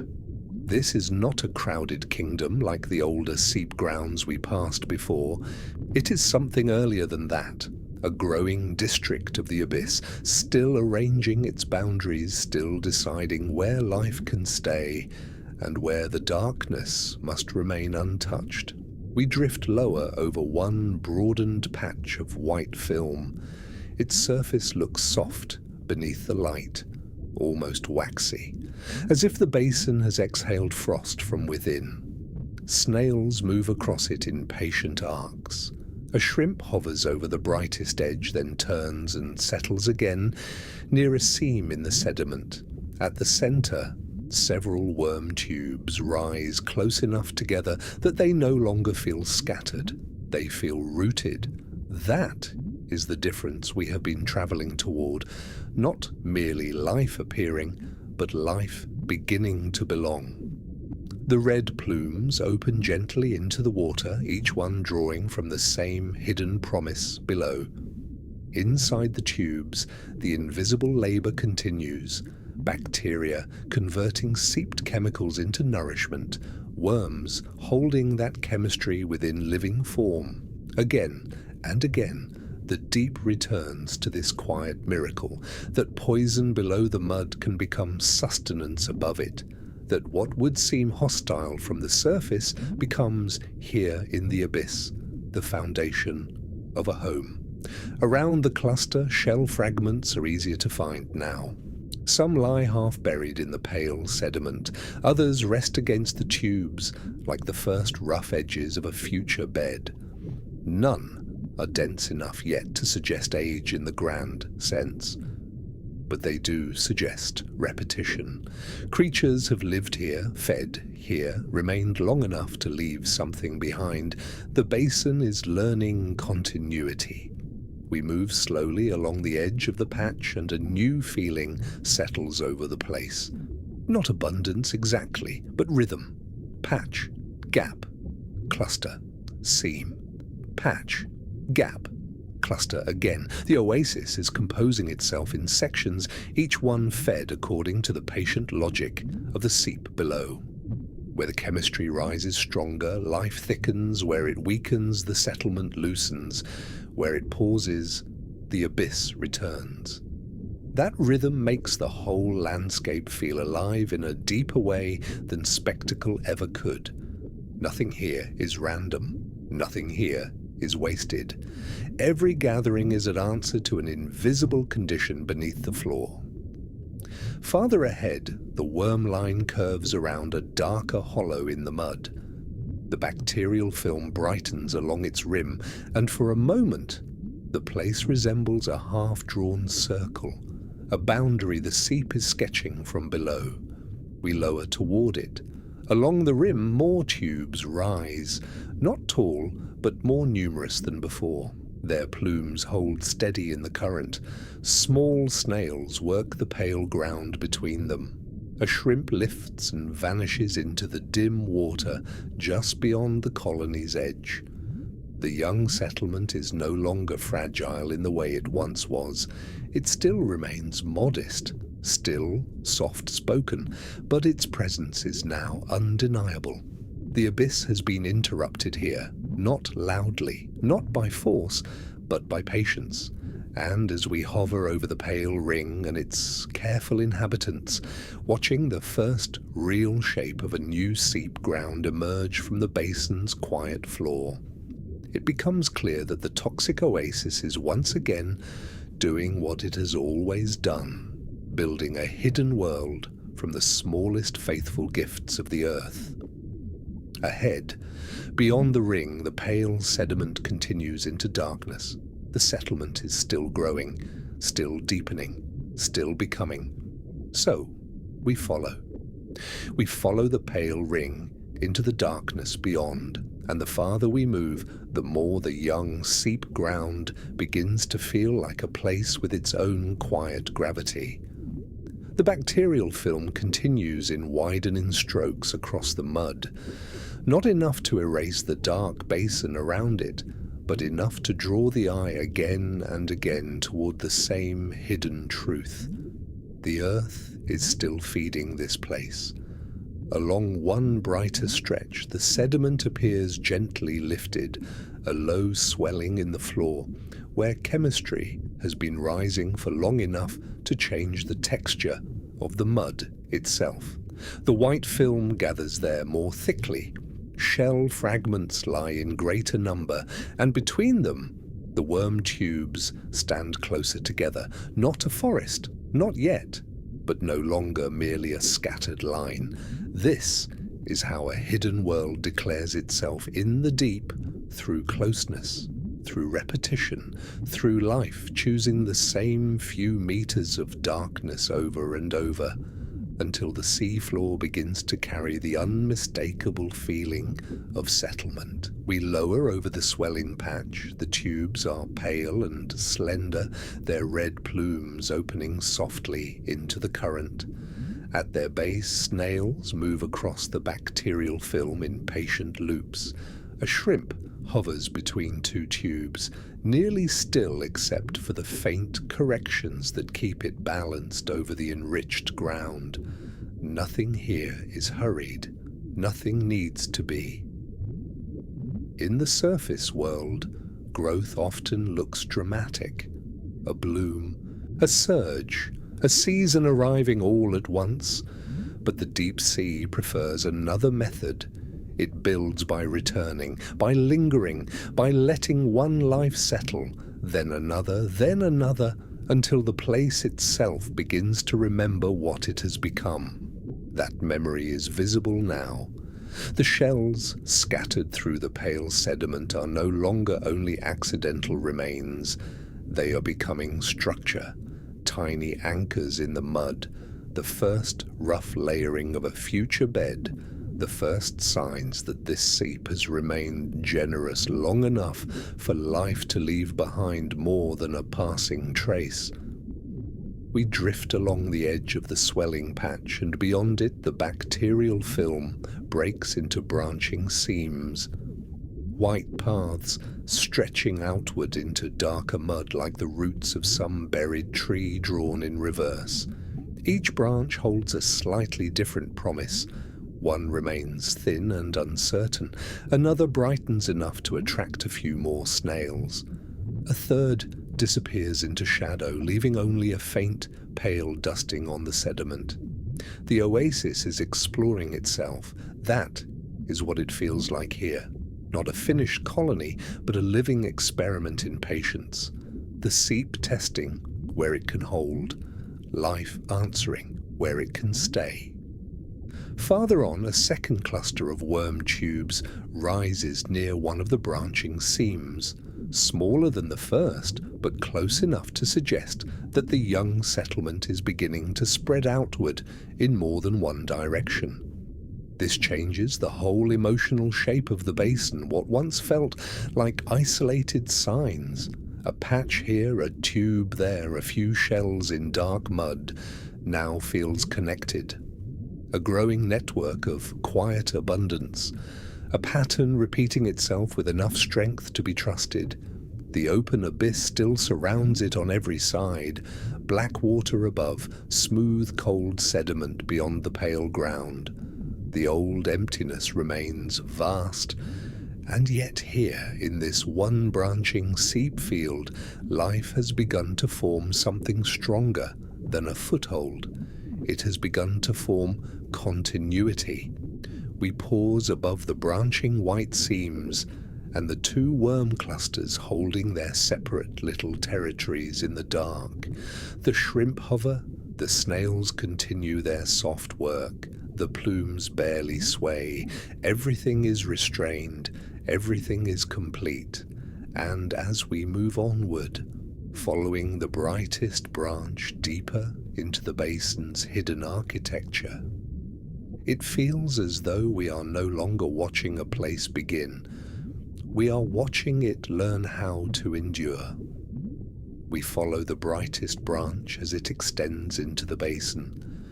And for the first time since entering this quieter region of the deep, the seep ground feels not fragile, but settled. Not old in the way of the buried shell mounds behind us, not crowded like the richer colonies from earlier in our descent, but settled enough that the darkness around it has changed its meaning. Here the pale bacterial film no longer looks like a question written over the mud. It looks like an answer. The white seam broadens as it runs forward, spreading into a smooth patch of enriched sediment. The edges remain soft and uneven, fading gently back into dark mud. But the center holds its brightness with quiet confidence. Along that center, worm tubes stand in a loose but unmistakable arrangement. Not random, not isolated, a small living district shaped by the hidden geometry of the seep below. Their pale bodies rise from the sediment like fine carved lines.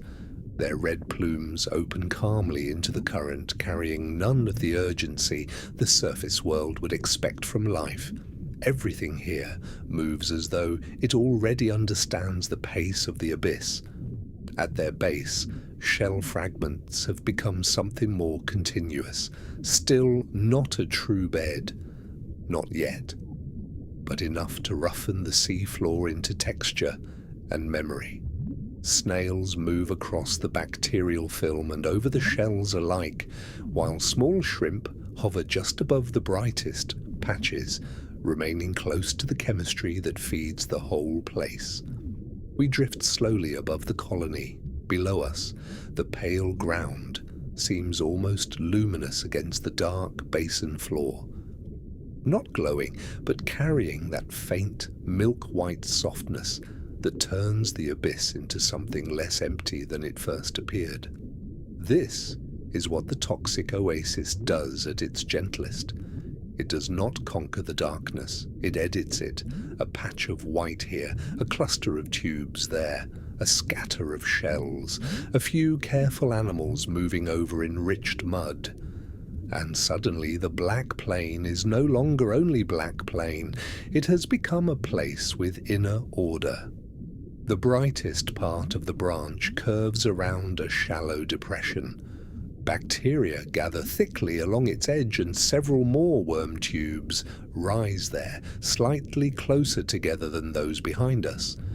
The depression itself remains darker, its center less touched, as though the seep is shaping the ground in rings and margins, offering more to some places than others. That unevenness makes the whole colony feel alive in a deeper way. Nothing here has been arranged for beauty. Nothing has been placed for symmetry. And yet beauty emerges anyway, from repetition, from patience, from life's willingness to return again and again wherever the buried earth remains generous. A small fish lingers at the colony's outer edge, never fully entering the pale centre. It hangs in the dim water for a moment, then turns and disappears back toward the darker mud. Even now the border between oasis and abyss holds its old power. Inside the colony, life settles. At the margins, life tests. We continue along the branch and more shell fragments appear, some old and worn, others cleaner, newer, less claimed by sediment. The place is beginning to hold time in layers, not many layers yet, but enough to suggest that this seep ground has crossed a threshold. It is no longer simply becoming, it has begun to persist. And in the deep sea, persistence is its own kind of magnificence, not loud, not sudden, not shaped for admiration, only steady. Steady enough for bacteria to keep writing their pale script across the mud. Steady enough for worms to hold their red plumes in the dark. Steady enough for shells to remain after the living body is gone. Steady enough for the basin itself to remember. We pause above the shallow depression and its ring of white film one last time.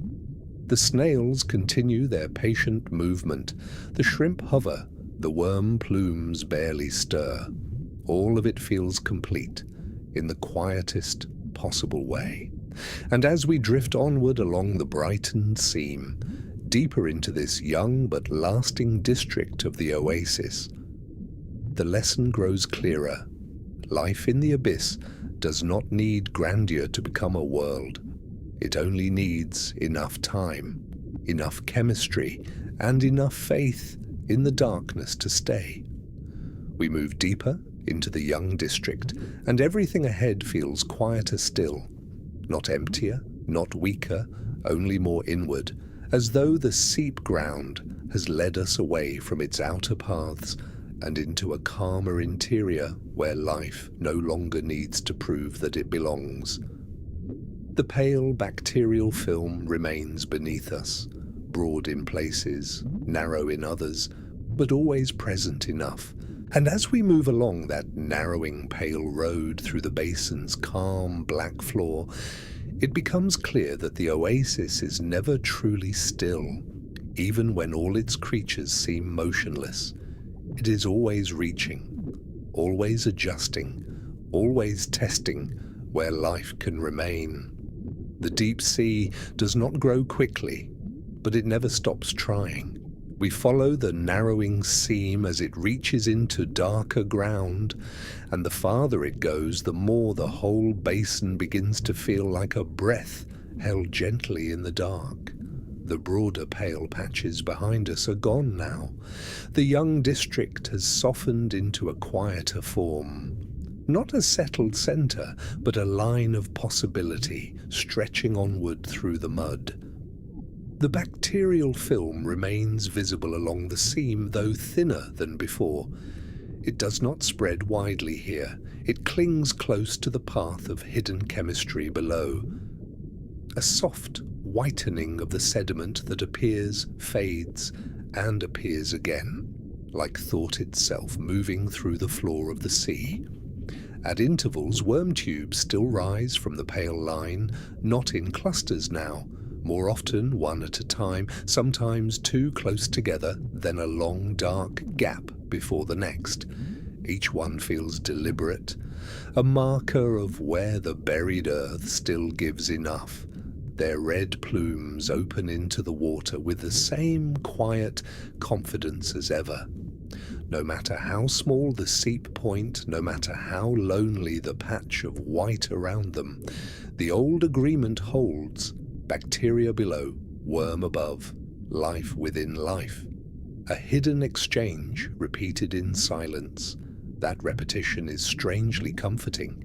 It suggests that even at the edges of the oasis, even where the colony stretches thin and the abyss presses close from every side, the same patient logic remains intact, the same rules, the same trust.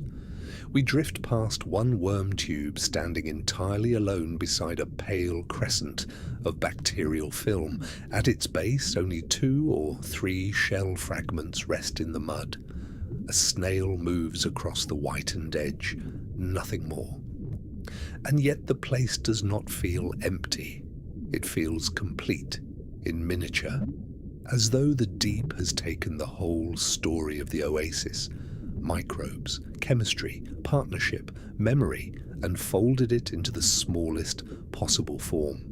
Perhaps that is another lesson of these hidden worlds, that greatness is not always scale. Sometimes it is pattern, sometimes it is the ability of life to repeat its meaning faithfully, even in the faintest and most fragile places. Ahead, the seam dips into a darker stretch of basin floor. The sediment there looks smoother, less interrupted, and for a while the pale film nearly disappears. We move on through that uncertainty. No worm tubes, no shells, only dark mud and the weight of black water above. For a moment it feels as though the oasis may have ended, but then the light catches a thin new whitening over the sediment, faint as breath on cold stone. A shrimp hovers there. One small snail works the edge of the film, and farther on, just visible in the dimness, another pair of worm tubes rises. The path continues. It always surprises us this way. Just when the basin seems ready to return to silence alone, life answers again, not with abundance, not with spectacle, only with enough. Enough bacteria to mark the mud, enough chemistry to hold a worm in place, enough continuity for the darkness to remain inhabited. We drift toward the next pair of tubes, the seam brightening slightly beneath them, and the whole basin seems to gather around that modest sign of persistence. The toxic oasis is stretching itself farther into the abyss, one quiet foothold at a time. And we follow, deeper into its patient reach. We move toward the next pair of worm tubes, and the closer we come, the more the darkness around them seems to soften. Not because the basin has grown brighter, not because the abyss has become smaller, but because even 2 living towers in the mud are enough to change the meaning of a place. The pale bacterial film beneath them is thin, almost delicate. A soft whitening over the sediment where the seep still reaches upward through hidden paths below. At the base of the tubes lie a few shell fragments half sunk into the mud, as if the first memories of this place are already beginning to settle. One small shrimp hovers nearby. A snail traces the edge of the white patch with slow certainty. It is a tiny world, and yet it holds the whole logic of the oasis within it. Chemistry rising in silence, microbes answering first, then the worms anchored by invisible partnerships within their own bodies. Then the smaller grazers, the shell remains, the first rough texture of continuity. Again and again, the deep sea builds from this same quiet pattern. We drift past the 2 tubes and follow the seam farther on. It bends slightly through the basin floor, no wider than a thought, appearing and disappearing under the light. Sometimes the white film gathers along it. Sometimes only a faint discoloration of the mud shows where the hidden gift below still lingers. The farther we go, the more the path feels like the final whisper of the seep, not ending yet, but narrowing into something very pure. A simple agreement between the earth and a few faithful forms of life. There is beauty in that narrowing. The older colonies we crossed before had their own wonder, their shell banks, their worm towers, their rich, pale fields. But here, at the thinner edge of the oasis, the meaning of the whole world becomes easier to see. Life does not need much, it only needs enough. Enough seepage, enough patience, enough time for one worm tube to become two, for two to become memory, for memory to remain in the mud until the next hidden beginning arrives. Ahead, the seam fades almost to nothing. For several long moments there is only dark sediment, smooth, level, and still beneath us. No visible bacteria, no shell fragments, no tubes, only the cold basin floor holding its silence. And in that silence it feels as though we have reached the farthest edge of the oasis, the last place where the buried earth still tried to speak before the open abyss reclaimed the mud entirely. Yet even here, the feeling is not one of defeat. It is gentler than that.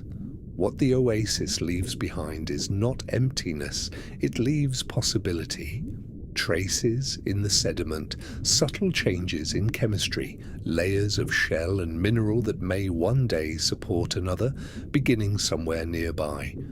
The deep sea rarely closes a story with a hard line. It prefers fade-in margins, soft endings, continuities too patient for quick eyes to notice. At last, far ahead, the seafloor opens into broad, unmarked darkness once more. No pale seam leads onward, no living patch interrupts the basin floor. The oasis has reached its quiet limit. We hover there for a moment, between the last hidden signs of chemical life behind us and the great unbroken abyss before us. Above, miles of black water remain silent. Below, the mud says nothing, and yet everything we have seen still lingers in the shape of the place. The shell ruins, the bacterial fields, the young worm districts, the fading borderlands, the patient beginnings and endings written across the seafloor by chemistry and time. All of it remains with us now, as if the ocean has shown us not one place, but one of its oldest secrets. That even in total darkness, even in poison, even where life seems least likely to endure, the sea keeps making room, and slowly, very slowly, we begin to turn away from the basin's far edge, carrying with us the hush of those hidden oases, their pale sediments, their red plumes, their small, faithful creatures living where no sunlight has ever been. Behind us, the abyss closes softly over everything again, but not before leaving one last thought suspended in the dark, that the deepest world is not empty, it is only hidden. Now we rise, not quickly, not all at once, but with the same slow surrender that carried us down into the basin in the first place. Below us, the far edge of the oasis begins to fall away. The last faint seams of pale sediment soften into darkness. The final worm tubes disappear. The shell traces vanish into the mud. And yet, the hidden world does not feel gone. It feels folded back into itself, returned to the silence that has protected it for so long. That may be the most beautiful thing about the toxic oases of the deep sea. They do not need to be seen in order to exist. They do not depend on witness. They bloom in secrecy. They endure in darkness. They remain faithful to their quiet work, whether any eye ever reaches them or not. As we drift upwards, a basin floor grows dimmer beneath us. The ridges, fields, and seep lines we followed become only suggestion, then memory. But what stays clear is the pattern. The buried earth exhales, bacteria answer, worms rise, shells remain. A colony blooms, a colony fades. Another begins nearby, again and again, across the abyss, across centuries, across distances no sunlight can cross. It is a softer kind of eternity, not permanence but renewal. Not one garden lasting forever, but many hidden gardens appearing wherever the chemistry of the planet allows a little life to gather. Perhaps that is why these places feel so dreamlike. They do not belong to the ordinary logic of the surface. No dawn reaches them. No weather passes over them. No green world feeds them in the way we expect. And still they live. Not despite the darkness, but through it. Not despite the poison, but by transforming it. Not despite the silence, but with the patience that silence teaches. Far below, the oasis is gone now from sight. Only black water remains between us and the basin floor, a rising emptiness, a cold and endless distance. But we know better now than we did before. We know that emptiness is not always empty. We know that darkness is not always barren. We know that even the most hidden places of the sea can hold fields, settlements, ruins, and beginnings, whole quiet worlds built from chemistry and trust. Marine snow drifts around us as we ascend, tiny particles falling through the water like the softest possible weather. Each one glimmers for a moment in our light, before fading into black again. There is something comforting in that descent of particles while we rise, the surface still sending its distant remains downward, the deep still holding its own buried sources below, and between them, the long, silent water column, carrying both memory and hunger through the night of the sea. We rise farther.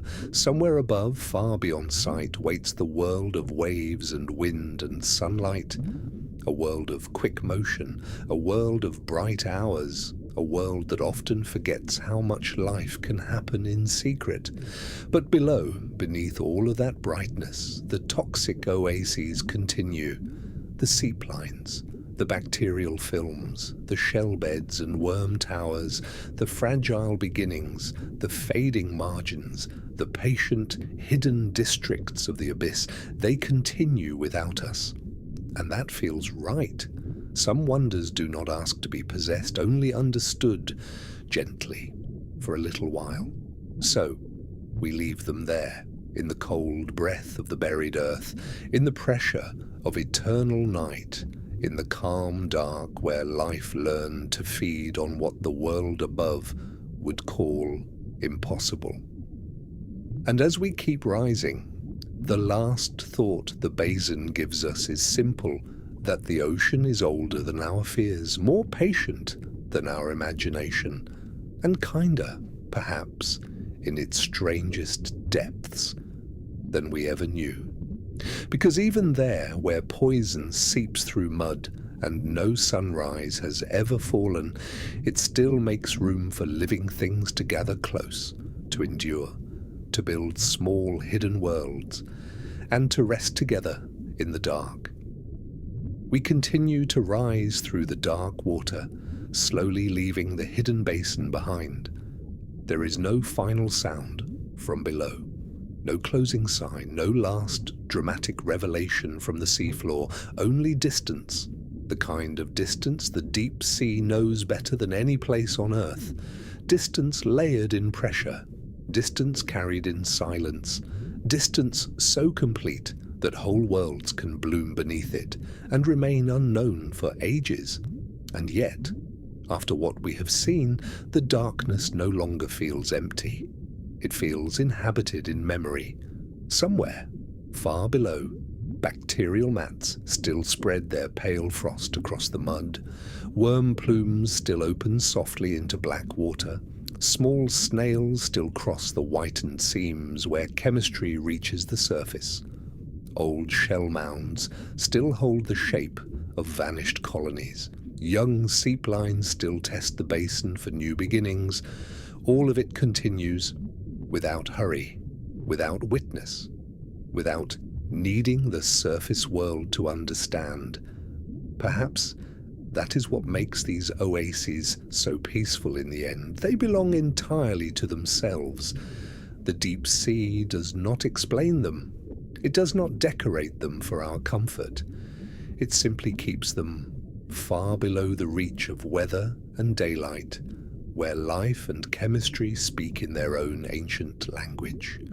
As we drift upward, the water around us seems softer now, still black, still cold, but no longer severe, because we know what lies beneath that darkness. Not monsters waiting in emptiness, but communities.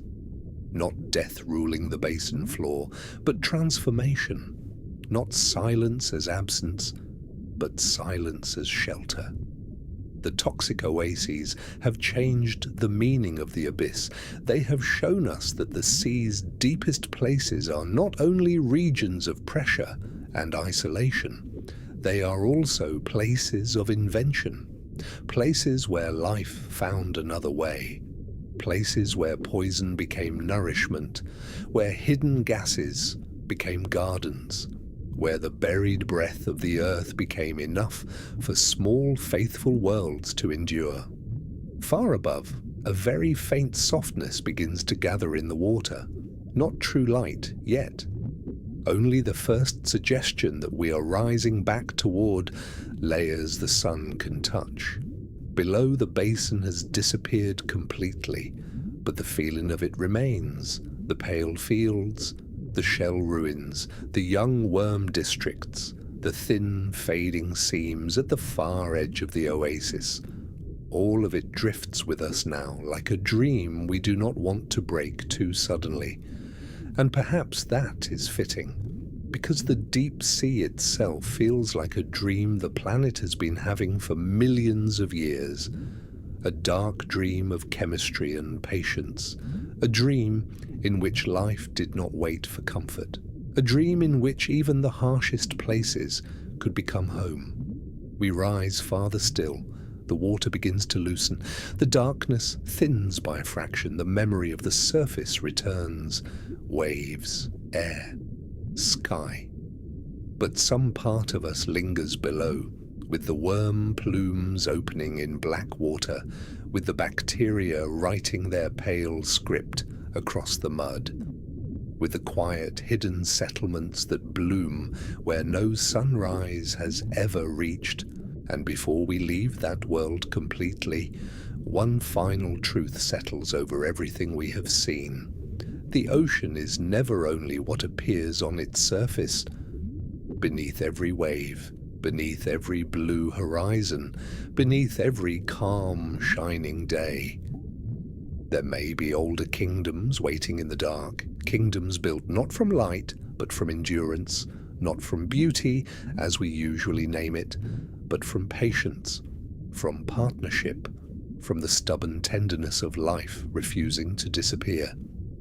So, let the basin rest now, let the shell beds sleep beneath their layers of sediment, let the pale seams continue their hidden work, let the toxic oases of the deep sea remain where they have always been, far below, quietly alive, turning darkness into refuge and poison into one more cradle for life. And as we return toward the upper ocean, toward softer water, and the distant memory of day, the abyss offers no farewell. It does not need one. It has already given us its secret, that even in the deepest dark, life can still gather, still endure, still dream in silence beneath the sea. And now, as the ocean slowly closes above those hidden worlds, we rise gently back toward the surface, carrying with us the silence of the abyss, the pale oases of the deep, and the quiet reminder that life can endure even in darkness.